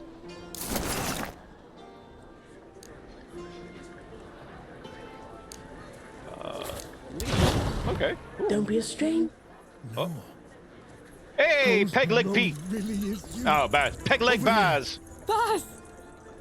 False advertising. Mondo Blasto. Baz, your leg. Blast took most of it. infection got the rest. I knew you'd made it. I knew it. Did anyone else make it? Did Harlan? He fought to the end. Got that winged bastard good. No. I'm sorry, no. Damn. Pity me if I'd lost you. We're wasting time. With the dead loose, we have no chance of reaching Uru. Souls below. It's talking? What I wish is it that was. thing? I wish it was I saw acceptable it fighting with you outside. to just He's like a god. walk around He's everywhere. gonna help me drag Uru Fully back geared into like the great this, below. right? Like, can you Yeah, imagine so. if we could just go to Tell me, malls, little god. you know, and just like Yeah. fully geared like this, like, you know, hey, it's all Blow away the normal. walls This is of me. dawn with a swish from your tail. I wouldn't have to say like, oh, I'm going to a cosplay convention or whatever, you know, Yeah. like. They just be like, oh, there goes all old That's yellow a month's trousers. ride Yeah, from here. exactly. 2 weeks. Exactly, exactly, Loveland. I know. Lead the way then. I like the voice. I like the voice of Enki. Is it Enki? Is it pronounced Enki? Enki, yeah. Yeah. I can't for the life of me remember the actor's name, but yeah, he's like some very like almost like a a Patrick Stewart-esque character, right? Like he's very like treacherous back road I knew theatrical. to dodge their hordes. To push them back, we'd need an army. The only place Have you that ever still voiced had one Have you was ever voiced someone in a Three game? A hard I keep place. asking to voice Breeding people in harder games, people. and no one lets me do It's it. knights, Ah. the oldest and greatest Yeah, army in the I've world. I've been Conquered trying most for a of while. it I think I managed to Now voice they rest on their laurels. a Rich trailer off fortune and for black a game powder called under the kneeling Apocalypse keep. Party, which came out Two of grueling this weeks Chinese later, company, we were and they inside just of their needed like an capital. English translation, and city like I of think it's got Blitz. like 12 Let's hope views they'll help on us YouTube save the somewhere. world. So I you got know, 12 I'll put it on my Save CV yourself. as like voice acting credit. Yeah. But yeah, if anyone wants to Google Apocalypse Party trailer, yep, that's me on there. Oh, that's yeah. That's the dream for us, right? Like just be able to voice characters. Yeah. When I was doing a Star Trek feature, I joked, I was like, oh, my dream would be if I was a red shirt on Star Trek Lower Decks, and I just died like Yes. within a minute. Just That'd be walk in, so just good. walk in as a red shirt in Lower Decks, and just like be like, hey everybody, it's me, Vigo, and then just like go out of an airlock. Yeah. Right. Which way to Rid? We've barely had time to set up camp. At least get some food in you first. Oh, good call, The Xavier. Coalition Yes, the needs that cutscenes army do base. remind me The of Guild sooner we Wars get them 2. the help they need, the better. Can you hold on until I've checked your axe and gun? They're fine, Baz. I need to... Just needs a bit of wood, iron, and Just something. listen to the dude What have you playing taken? his sweet guitar. Some of the stuff he tells you in this game while still playing that is a little bit ridiculous. Like he does not stop for anything. He's like, yeah, that's a really sad story, Nor. I'm just gonna finish this little solo and then I'll be right with you. Bro, Dan, what have you done? You put butterflies. I want to chase butterflies now. Yay! Look at the shiny. Look at this shiny. Why do you keep teleporting, bro?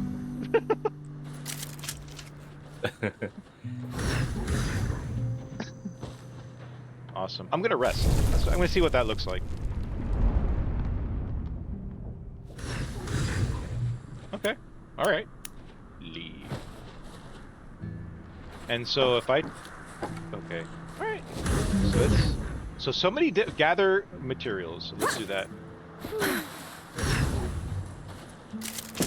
I'm sure All right. you'll find a use So for it. is there like a crafting mechanic in the game?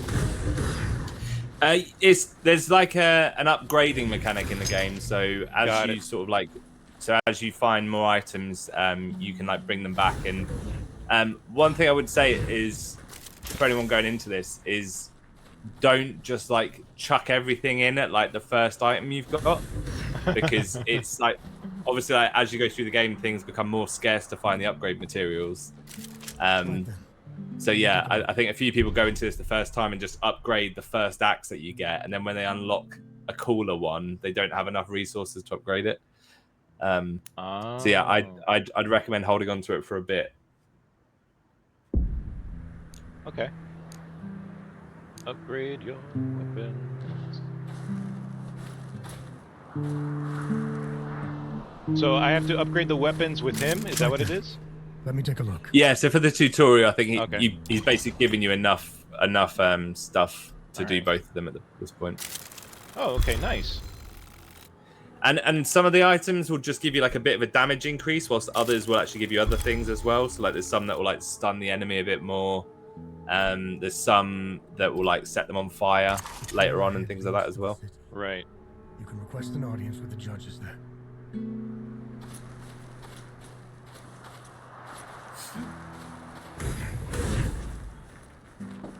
You didn't sleep last night, or the night before that. Yeah, the voice of Thank you. Baz Scampering. for any fans of the old Deus Ex games, it's the same. It's Elias Tufexis, who's the guy who voiced Adam Jensen in Deus Ex. Oh, nice. And I think I'm 99% certain he's done like a bit of a stint in Star Trek Discovery recently as well. I have to look that up. Yeah.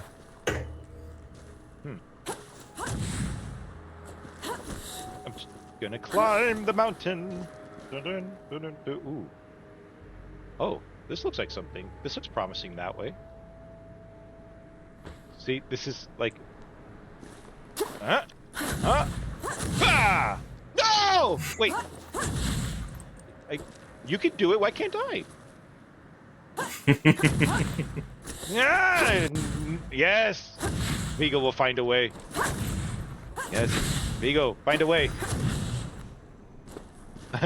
I love how my little foxy's kind of showing me where to go. No! Okay.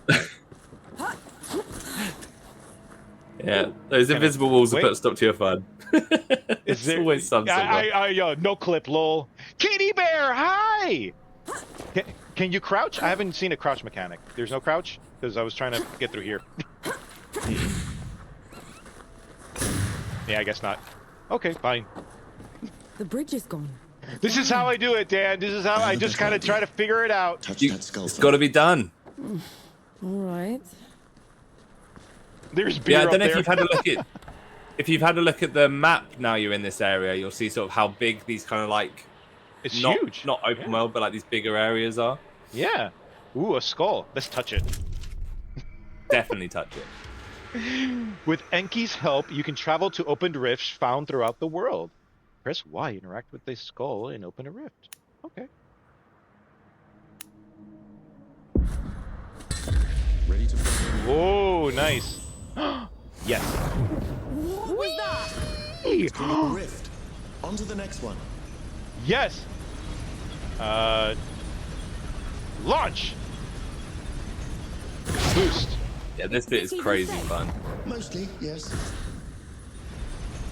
Again, all this tutorial bit is showing you is that there's kind of, I think there's like 3 or 4 ways that you can like leave a rift. So you can either like boost yourself out, you can drop straight down, or if you do jump, it can like push you really high up. And again, so the reason it's important is some of these help you to get places that there might be like secrets and things hidden around the side of the map. So like you don't, it doesn't look like you can get there until you realize that actually if you went up instead of forwards, Right. Okay. you can get to it. Do I attack you? Nope. Doesn't look like it. Halt, Outlander. State your purpose. I have an axe and a magical fox. Urgent coalition business. The Coalition has been declared an enemy of the Kneeling Keep Since when? Why? for heretical possession and use of black powder weapons, being an affront to Ramuha, goddess of the peaks. Oh. This is ridiculous. You can't do this.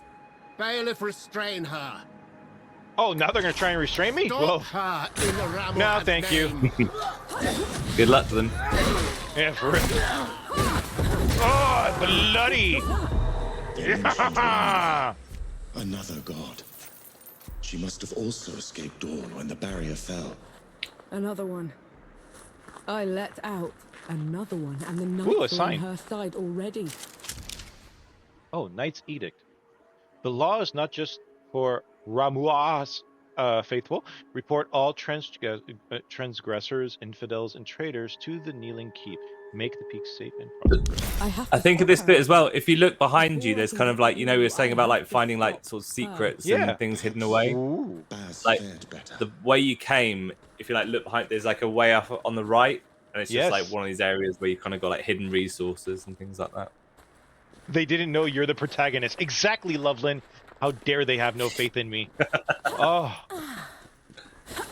Ooh. Oh, good call. What's that? Good call, Dan.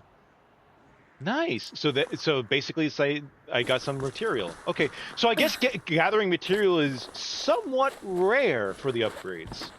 Yeah, so that's why I sort of said being careful which things you upgrade, because that's one thing I don't know if there's enough resources to upgrade everything in one run. So especially if you unlock like quite a cool weapon later on, you might want to save some of your resources for it. Got it. Ooh, shiny. It's a lodestone. No, don't stop climbing everything, Vega. Oh, look at your Foxy! Just sitting there. Oh, it's a nappy Foxy! Sorry, cute things. Cute things make my cute voice come out. And remember, folks, speaking of cute things, if you want to donate $5 to St. Jude, you can pick the item for Feed Punky Barkster a treat. And I'll do it live on stream. But limit to 5. Because... Oh, it's so Feeling cute. pretty good.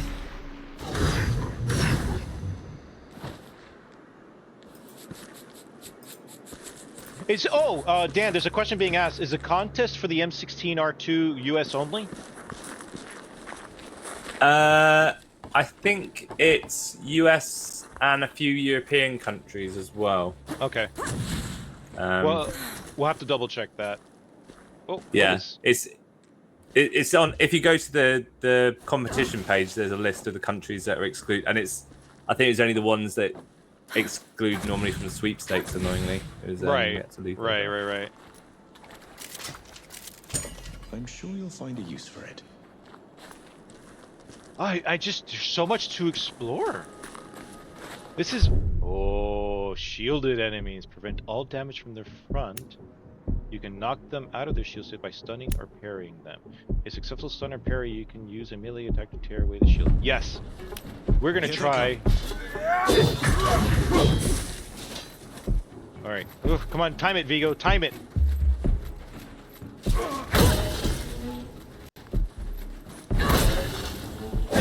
Oh! Surprised me.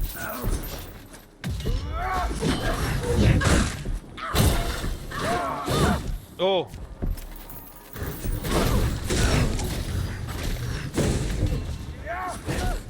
Oh no! Come on, Vigo, time it! Yes! Yes! Yeah! Yeah! Going by to your shield!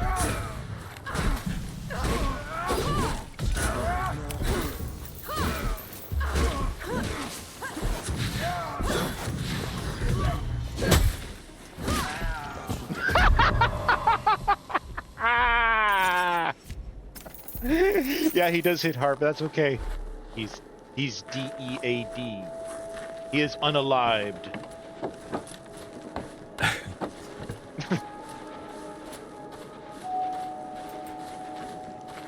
So Dan, you were mentioning you have played this game so many times just through like testing and stuff like that. Like, was there a moment? Yeah, and I still suck like a lot at it. Like it's terrible. Like it's really funny playing like different iterations where they've obviously been trying to like balance the difficulties. So I've had some times that we played through and it was absolutely the easiest thing ever, and then they've scaled it all up to see what would happen. But yeah, it was actually I think quite late on that they decided to bring in the 3 difficulty options, because finding that like perfect balance, especially when the whole idea was as like an entry level to sort of Souls games, right? It made sense that we gave those sort of options on there instead. Well, that's very considerate. Oh, hello. Oh. Oh no! From behind. That's okay. that I really love. I love playing Souls-like games in the sense that when they have a twist of the flavor of the type of game, right? Because it forces Mm, me to learn new types of mechanics to perfect the precision on. And actually, I enjoy that challenge. yeah, like obviously, like one of the big comparisons I always draw with this is like the sort of Jedi Survivor games. Like that for me was like my perfect Souls experience. Like sort of Elden Ring, it's like, I'm a dad of 2 young kids. Like Right. getting that much time to sort of invest in a game is just not possible these days. As much as I'd love for them to give me a break, it does Right. not work that way. But I found like games like Jedi Survivor that have got those elements of Souls, where it's same thing where like you rest and Ooh, what did... like enemies Yes! spawn and there's Oh, sorry, Yeah. sorry. Oh, I just knocked his head off. I knocked his head. Did you see that? so Did good. you see that? I knocked his freaking helmet off. That was cool and unexpected. Sorry, I get excited. Oh, So good. But yeah, it's like just little things like this, like Like sort that. of like you Yeah. sort of like go into it a few times, and it's like different things are happening, and it's like instant excitement and gratification. There's not just like big long periods of not things happening and stuff like that. Right, but to I the really point, like right? The more I perfect that precision mechanics, the cooler the cooler things happen. You know what I mean? Like Yeah. like that helmet, that helmet being knocked Yeah. off. Oh, Yeah, it's not just that their health disappears quicker, and that's the only difference. You can blast through the game as quickly as possible. It's like actually like different cool things happen depending on your playstyle, which is cool. yeah. Xavier's asking a question that I can't read right now. Oh, I've just seen it. Got up on Goosebumps. Yeah, he is your companion for the duration of the game, but he can himself be upgraded and altered a little bit depending on some items that you pick up later as well. oh, thank you so much, Dan, for covering for me for looking at the question.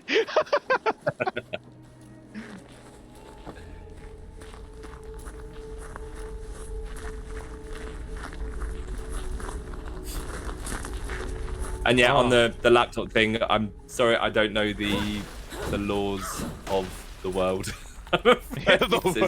You don't know the laws of the world. How could you? I don't know the laws of the world, so apologies for countries where it's not. If it makes you feel any better as someone that works for the company, I'm not allowed to enter either, and I really want to win it. So, yeah, I feel your pain. More importantly, can we feed it snacks? Can we? Can I catch little like mice? It's something, and I sound silly, it's something we toyed with way early on about whether you should be able to pet him or not. Yes, Because I was about to ask that. he looks like he should be, but like as you saw from like the very first cutscene, getting too close to him did fill her with a lot of electricity. Right.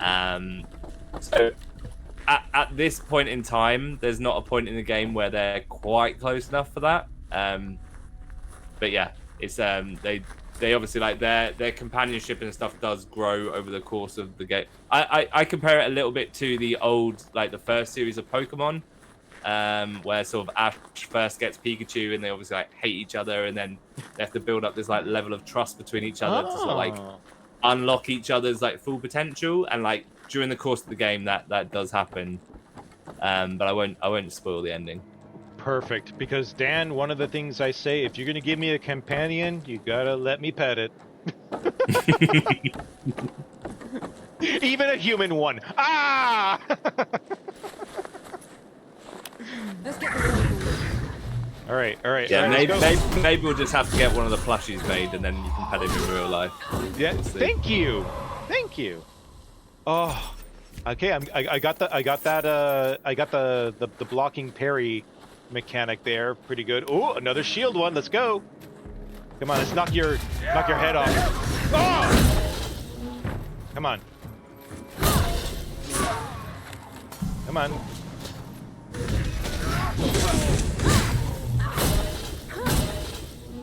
Oh.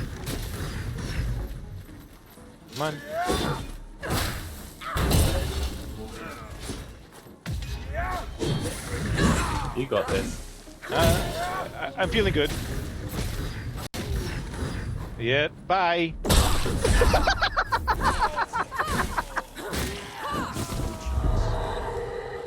Wow. That is Ruben. No, we're running now at 60 frames per second locked right now.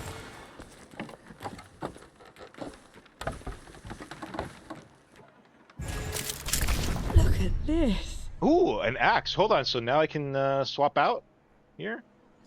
Yeah, so you can actually have, I think it's 2 or maybe even 3 axes equipped at the same time. So if you just use the D-pad, you can switch between your axes. I think it's right on the D-pad. Okay. But this one you've just picked Oh. up is the one that sets things on fire. So I use that a lot. I am gonna set it on. Oh, what's this? Ooh, a barrel. What does the barrel do? Oh yeah, so definitely pick. Yeah, so they kind of help you progress through some of the story, but there's also some like secret passages that you can blow up as well. Oh, to blow up? Oh, that's great. Hey, Ruben, quick question, first-time chatter. One of the things I like to do with first-time chatters, if you're willing to, of course, is how did you come up with your handles? Sometimes we get some interesting stories about how people come up with their handles. And by the way, is it Ruben? Rubin? Rubin? Leet speak. But yeah, if you have an interesting story behind your handle, please let me know.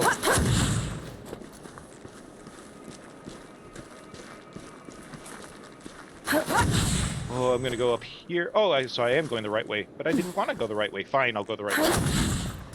It's madness. I can tell you mine whilst we're waiting for Rubins if you like. I've got my handle on everything is Danzig, which it helps that my first name is Dan. But when I was 16, I tried to be cool and get like a mohawk, and it just would not stay up. Like no matter how much glue or anything like that came in, and it just kind of kept flopping over to make like a big sort of like kind of devil lock thing that went down the middle. Yeah. And it just so happens that Glenn Danzig, the lead singer of the Misfits, has that kind of very style. Yes. So it just kind of stuck to a point where I've got people's parents that think that that's my real name back in Jersey. That is that's awesome. I used to. I haven't actually for a while, but used to listen a lot to the Misfits. I know Xavier did too. Come on. But yeah, Danzig, yeah, he did some open spoken word stuff too. That was pretty cool, right? Ah! Yeah. I made sure I put 2 Z's in my gamer tag though, just to like get annoyed if we ever bumped into each other. So no one confuses you two.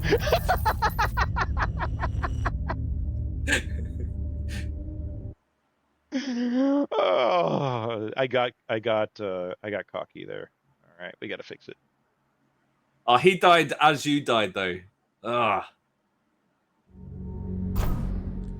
Let's keep going. I'd like to see if I can get to like a boss fight here. So let's focus on that. Let's get to a boss fight.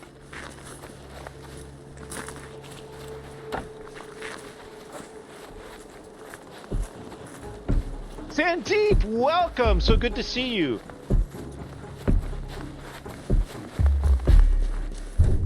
Sandeep, how was your day? Reaching. Oh, now we're gonna blow things up. Let's go.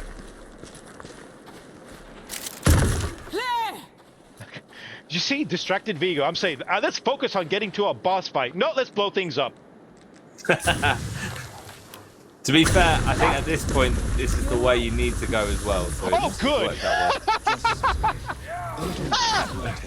No! No! Oh, Vigo, what are you doing? Oh, I messed up. No!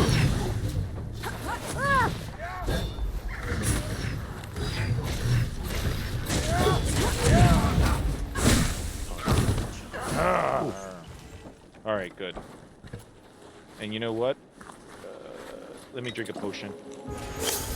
Yeah.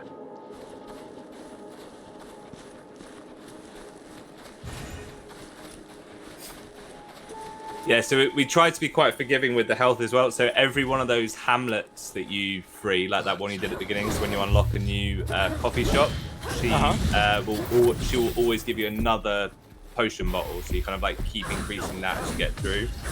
And there's also some things you can unlock later on that will increase how big your health bar is as well. Do you enjoy So it? as the dirty way enemies of get thinking. harder, they do I only give do you it because I a have little to. bit more wiggle room as well. That's good. That Then is. Thank how you. should I kill On Ramuha behalf when of we all get to players her? like me that need Quick it, as you thank can. you. That's the level straight to the heart. Is that a fish? So that, like, matter what. I won't show it because, like, yeah, if you want to get to a boss thing, but like back Yeah. the way you came, one of the things they do in the game quite a lot is like the ability to like unlock shortcuts. Okay. So if you kind of doubled back on yourself just now, you could have opened the big metal gate, which would just be like a quicker way to go through if you need to later on. So how do I open the gate? Let's see. Oh, sorry, the metal. So the one behind you. So kind of the way you came. Okay. So that opened up. Okay, got it. Yeah. So a lot of these you have to open up from the other side. So you kind of go round a long way, and then there'll be like a lever the other side which lets you like open it up so you can run through a bit quicker later on. They're onto you, Nor. But to be honest, because you got the fast travel things as well, it's not the end of the world. It's quite Right. Oh wow, that annihilated him. All right, let's go. Okay, we got a save point here. It looks like. Well, he's a sleepy puppy, or sleepy foxy. Oh, so cute. All right. Oh, I hit rest. Whoops. Well, it does respawn stuff, but it refills your health flasks as well, so it's probably good. Yeah. Oh! Hi.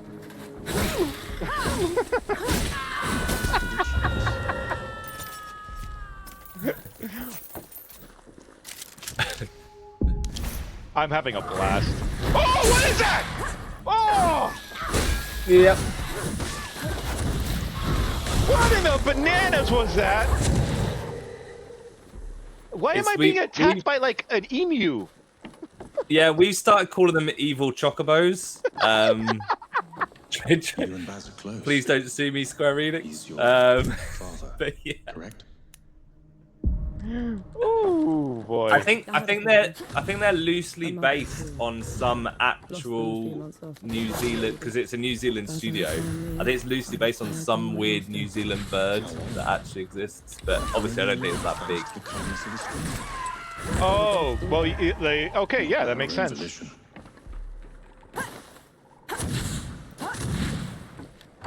All right, we're almost there.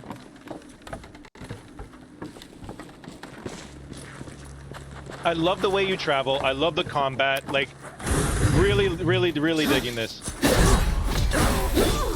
Oop. Don't fall. Oh, and there's an emu down there too. Whew. Evil chocobo. Hey, you said it, not me.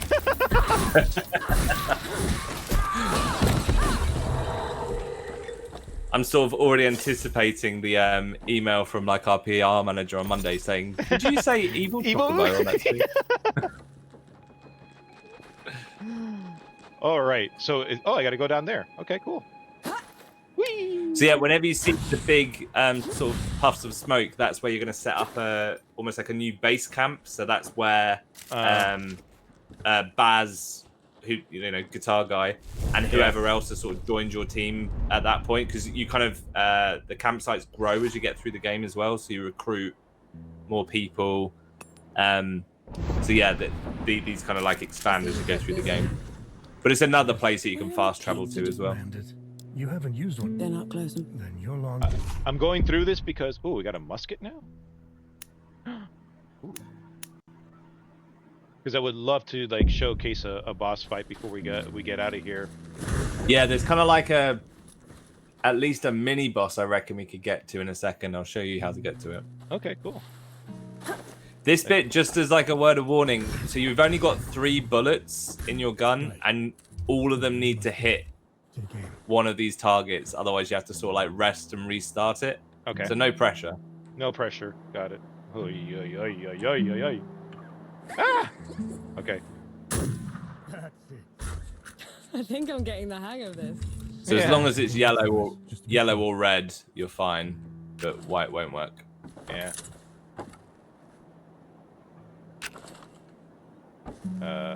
Okay. Steady aim. But you can actually use the musket for doing like long distance headshots on enemies as well. And I don't know if anyone's ever played like the sort of Sniper Elite games. It's pretty grim. So we'll show you that in a minute. That's my girl. Oh, I gotta do it again, don't I? Oh, I gotta get more bullets. Oh, did you miss one? Yeah, I think I did. Yeah, it's How do I get more a bit bullets? fiddly. Oh. Oh, I guess I talked to him. Good to see you. So I think if you rest, it will replenish all your ammo, but you Okay. might have to do all 3. Oh, okay.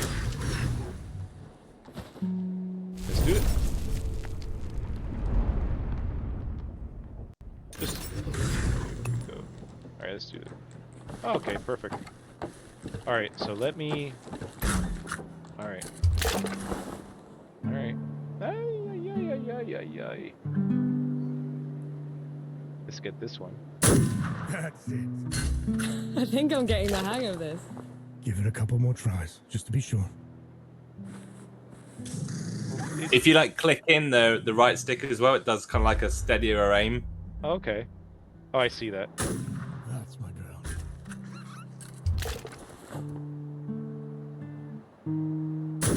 There we go. Do it. Yay! Got something else for you too. Before I forget, there's a breaching barrel. Can never What would I ever do? learn to climb. Yeah, thank you, You Baz. don't have Now you bad mission. so you just No, so I said.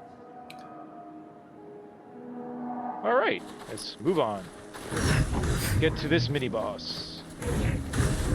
So yeah, this is where the like exploration thing sort of comes in. So up on your sort of like top left, there's one of the things that I was telling you about that will unlock like a health upgrade. But again, it's like you could easily walk past it if you don't go like exploring and things like that. Right, so up here in the village. Yeah. Ooh, So I up see to you if you want to head straight to the minibus or if you want to get a cheeky health upgrade first. Boar's head, rare item.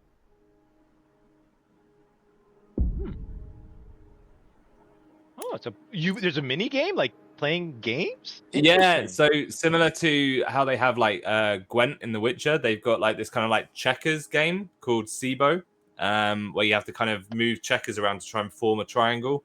Yeah.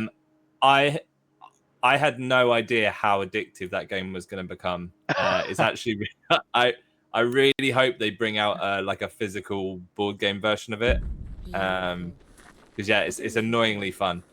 And you can basically like in the world, there's lots and lots of NPCs that will play with you.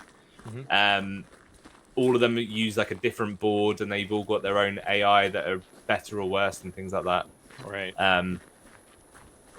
But yeah, it's actually annoyingly addictive. But you get quite a bit of reputation every time you beat someone, so it's like quite a good way of sort of like building that up as you go through the game. So once you're through here, have you got bullets replenished? I can't Yes, see I at the do. minute. I do. Yeah. So make sure once you've got through here, there'll be like a guy up in a tower. I see it. So use your thing, and if you literally go for his head, your cursor should go red. It does. Yes. Let's go. Oh. All right. Bye. What? It's so ridiculous. That is insane. Hey, we reached 10K. Woohoo! We reached nice. 10K. Awesome. Good job, everybody. Thank you so very much. Did anyone pay for a punky treat just by chance? Let me know, and I'll put her up before we go close out the stream. Ooh.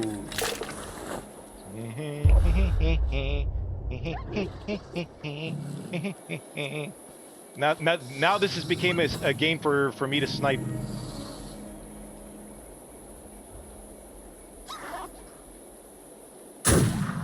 Oh, hello. Let's get this over with.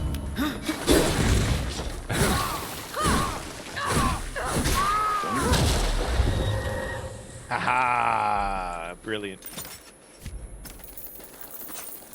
And let's go. Oh, there's another one. Oh no. Oh, here, let's try that again. Okay. And we're... Bye. Boom. So good. Oh, you donated an employee tool? Okay, then I will totally give a treat to Punky.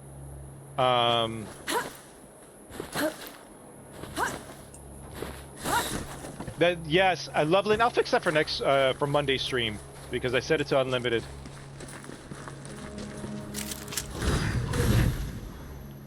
Punky approves unlimited. There we go. I'm gonna rest so I can get my bullets back. Cool. So this bit here where you're resting, if you were to go on, I feel like there's kind of two options. If you go forward, there's another one of those kind of like bandit camps with like a boss in there, like you did at the beginning. Yeah. Or off on the right is kind of like a sort of like side mission, I guess, where there's a sort of mini boss at the end, where you can get. Funny enough, it's the place I was telling you about where you can get that weapon that increases with your multiplier. Oh. But it's tough to get down there. Well, let's try to. I'm avoiding bosses. This is interesting. Whee! Phone's up. We're ready for anything. Ready for anything. Occupied area. Defeat the leader. Let's go! Gotta find...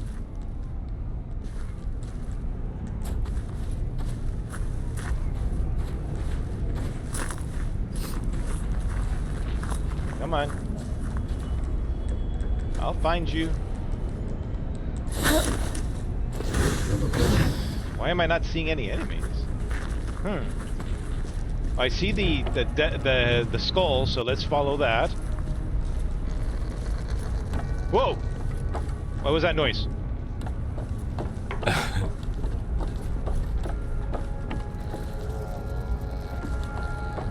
That sounds like an evil chocobo. Yeah, there's definitely some of those around. Oh, hello! No, wrong one! No, wrong one!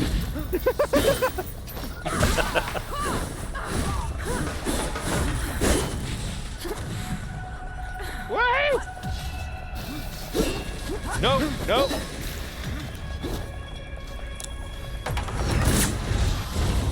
Oh, there's more of you! Oh boy!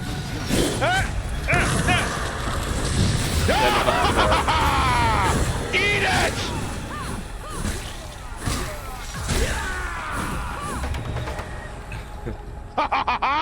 Ha! Sorry.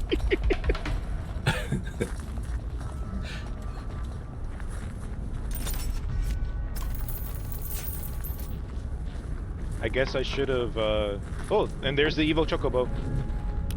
Hi, evil chocobo. Here, let me shoot you. I seem to remember the boss for this one's in that kind of like thing at the top of the hill in front of you. Yeah. Oh. Like up here? Yeah, so if you kind of go up this sort of scaffolding. Okay. It's up there somewhere. Let's check it out.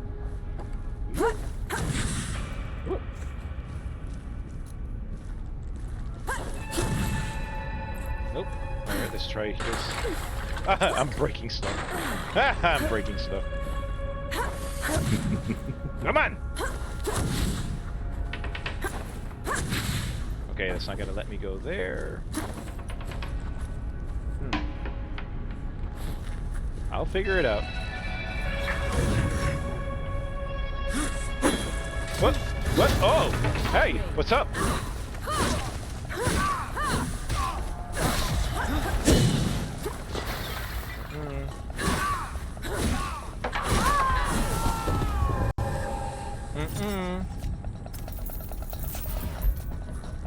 Alright.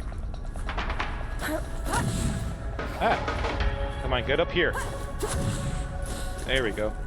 There we go. Okay, no. That's not gonna work. But this might work. Ah! No! Arg! Arg!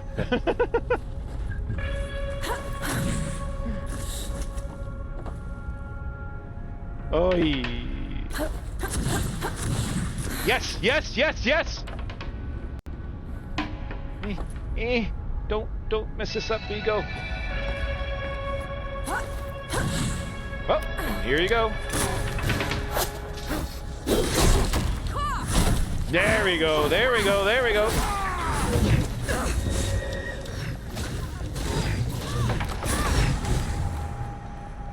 Bye.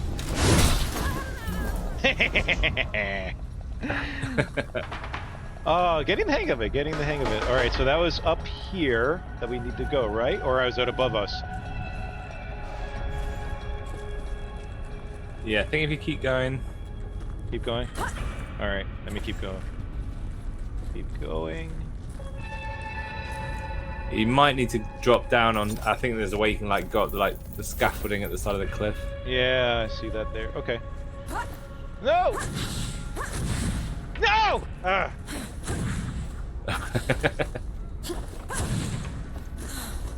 All right. Up here. All right. All right. And we're up here. And oh, hi. Get ready. Can I sneak up on you? Yeah. I never saw that coming.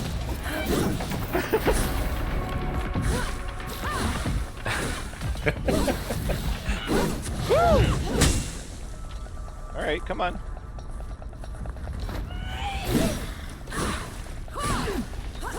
Yeah, these bosses really wipe your health out when they hit you. Oh,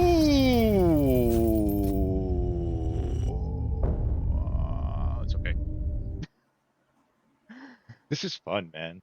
Dan, I know we're over time. I hope you don't mind. If we need to go, just let me know, man. Like, That's fine. No, I'm good for now. oh, you're good for now. Okay, cool. Because I'm really enjoying this, so. That's fine.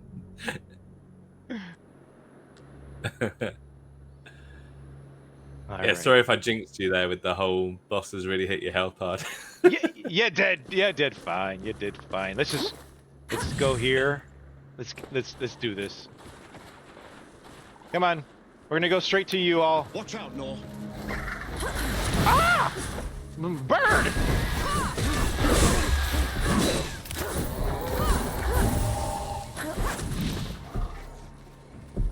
Come on. Come on. Ah, I blocked it too early. Alright. Alright, let's go.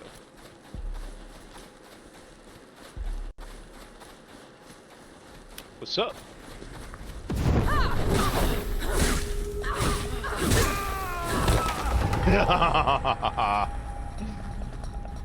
Let's go.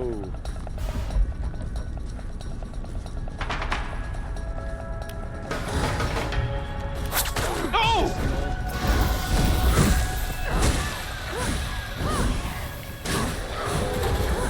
Oh, he's gonna shoot me, isn't he?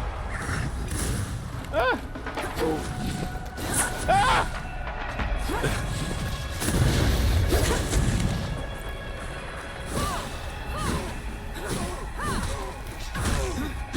Hey! No, Vigo, no! And I got an achievement. Mistakes were made. What? Die 10 times achievement. Mistakes were made. I love that. You added an achievement just for me. Well, now we know what your tally is. Yes, it's 10. Oh, that's awesome.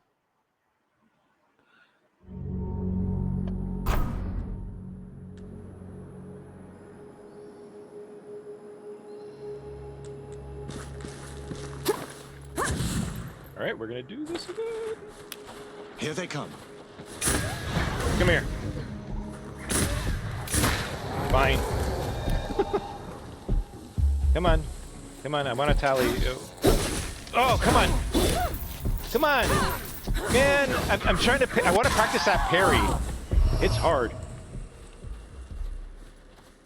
Yeah, it's kind of like different different enemies have got like slightly different timings as well. Yeah. So it's like just as you get it with like one sort of like attack, someone like you sort of face. Oh, wow. All right. But yeah, I've never been able to parry the birds, but apparently it is possible. Explosive cat. Very clever of me to keep dying so I can get an achievement. Aha, see? That's... Yeah, and you know me. So, aye.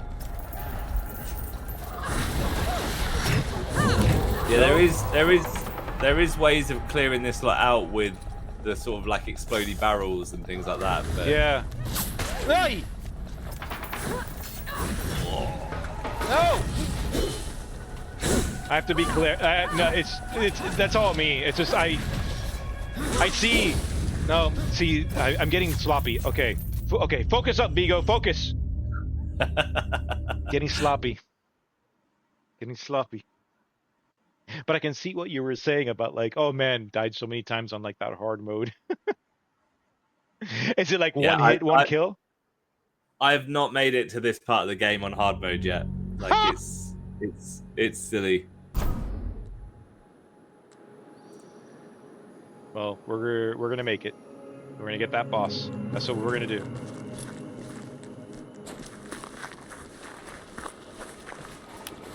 On your guard.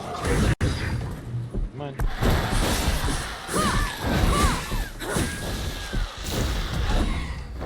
I said there is the sort of other boss you could go to if you wanted to see them. There But is, I but feel like now, you can play. But now I'm hyper focused on this one. Yeah, I feel like you need to take this town over. You're right. You know me. You got it. Come on, we're gonna do this. Definitely remember you've got your sort of like marksman rifle as well, because that can help clear out. Good call. Before you go in. Good call. Thank you for the reminder. That will help. I often use it on just taking out the birds, just because I don't like fighting them. I am gonna take out the barrel. All right.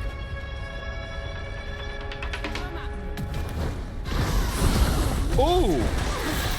No! No, I'm not gonna die again. Potion. Potion. All right. What makes it Souls-Lite? Yeah, I think we call it Souls-Lite because it's not as punishing. So like, I think if people really love that super hardcore, like Dark Souls type stuff, it's not as hard as it's. I'd say Souls-Lite is what Jedi Survivor have called itself. It has like elements of it, but it also has quite a strong like RPG sort of side to it as well. Like it's got a much simpler like inventory system. You haven't got like loads of complicated stuff in there. Right. So yeah, I think that's why we tried to coin this whole Souls-Lite thing, because it is Souls-like. I think everyone instantly assumes it's like Elden Ring or Dark Souls, which it does have elements of it, but it also has quite a strong like narrative and RPG and the skill trees and things like that. So yeah, that's why we went with that one. But maybe it's just the play style.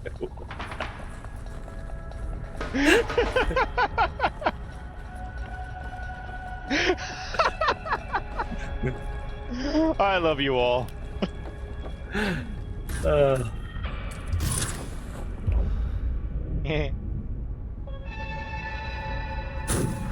I missed! I'm such a loser! I fell down too! And he fell down too! Whoa, we're both down here! Yes! Yes! And I died.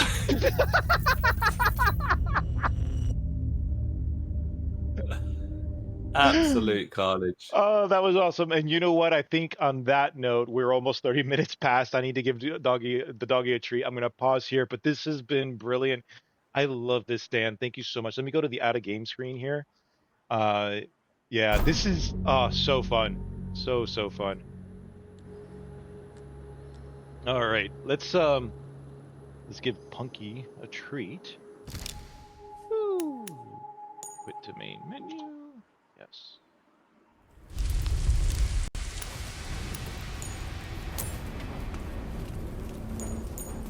All right. All right, folks. We are here. All right, Punky. We got to give Punky the dog a treat. All right, and thank you so much for the contributions, folks. Remember, you can pick it up on our Tiltify page right now, and 100% goes to St. Jude. So again, thank you, Dan, Kepler Interactive, just so much for the contribution here, like through participating in St. Jude with us this year. I really appreciate that. Punky, you want a treat? I wonder if she's. Oh, I bet you she's with my wife. I'll be right back, but I'll still be able to talk to you. All right, let me go hunt her down. Oh yeah, Punky. Grab that bean. Yeah, Punky.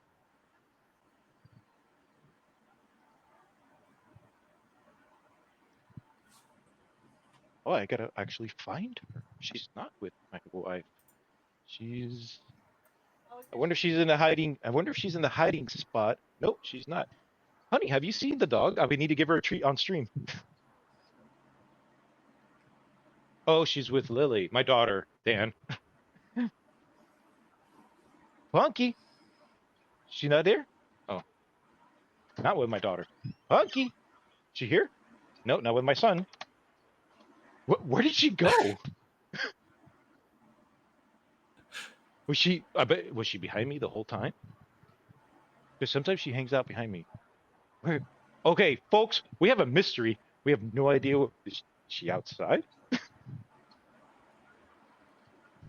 Maybe she's getting some sun. Folks, we have a mystery in our hand. I have no idea where the dog is.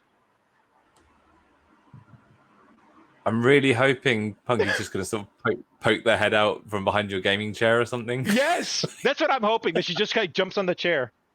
I checked to see if she was in the hiding spot bathtub.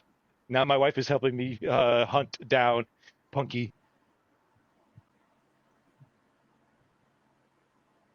Where did she disappear? Where is she? Was she hiding? Where was she hiding? Oh. Come here, baby. You want a treat? We found her. We found her. Oh my goodness, she's really hiding. Want a treat?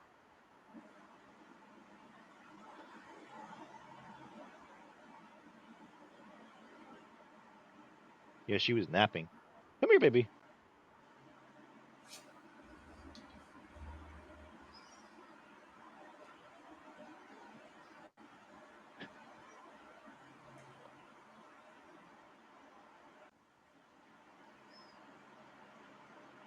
Oh.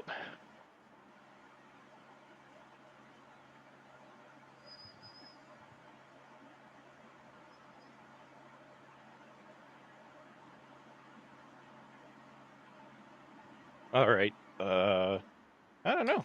I guess maybe she's. She doesn't want to come right now. That's weird. I'm gonna have to check in on her because I don't know. She's fine, but she just doesn't want to come from her spot, and I'm not going to force her. So, folks, I will give her a treat.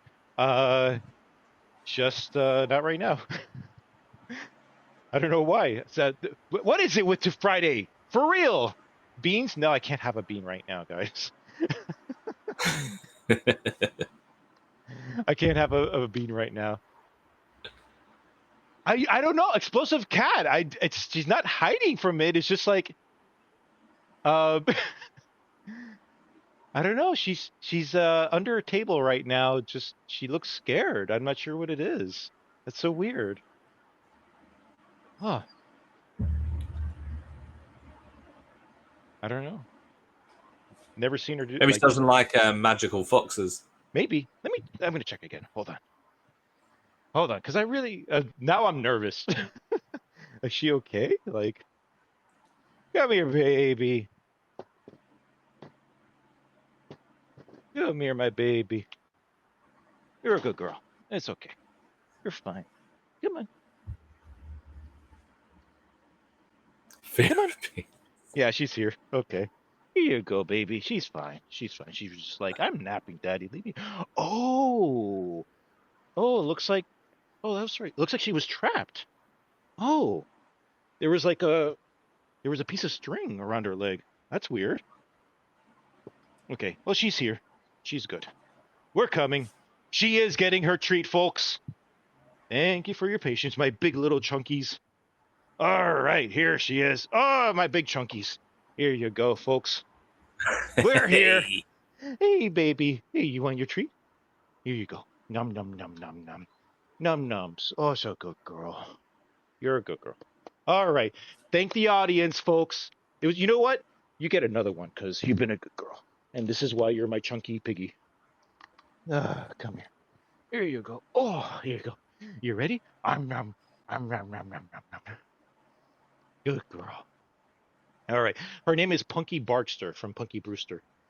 Ah, it was a U.S. show. I don't know if you ever, knew about it, but Never anyway. quite made it across the pond for me, I'm a note.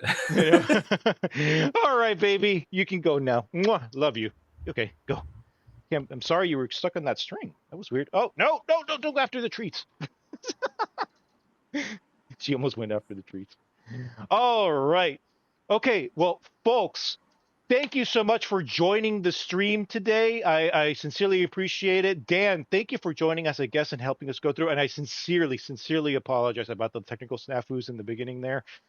We got it, we got it mostly worked out. But yeah, hey, maybe it was the CrowdStrike. Maybe I'll blame CrowdStrike on this one. Definitely. Oh man. Yes, we'll go ahead. Yes, Axeman, we will be unlocking some other games here in just a moment since we did reach our $10,000 goal. Thank you, everybody, again. Join us on Monday as we continue our partner series and feature some other great indie games that were released as part of the St. Jude. So thank you so very much. And Dan, any parting words? No, thank you for having me. Thanks for everyone that's donated. It's such a great cause, and we're very happy to contribute to it as well. So, I hope the rest of the fundraising goes as well. Oh, thank you And so watch out very for the water. Yes, watch out for the water. All right, folks. Live long and prosper. Take care. Napkins in the air. Enjoy your weekend. I'll see you all Monday. Take care. Bye-bye.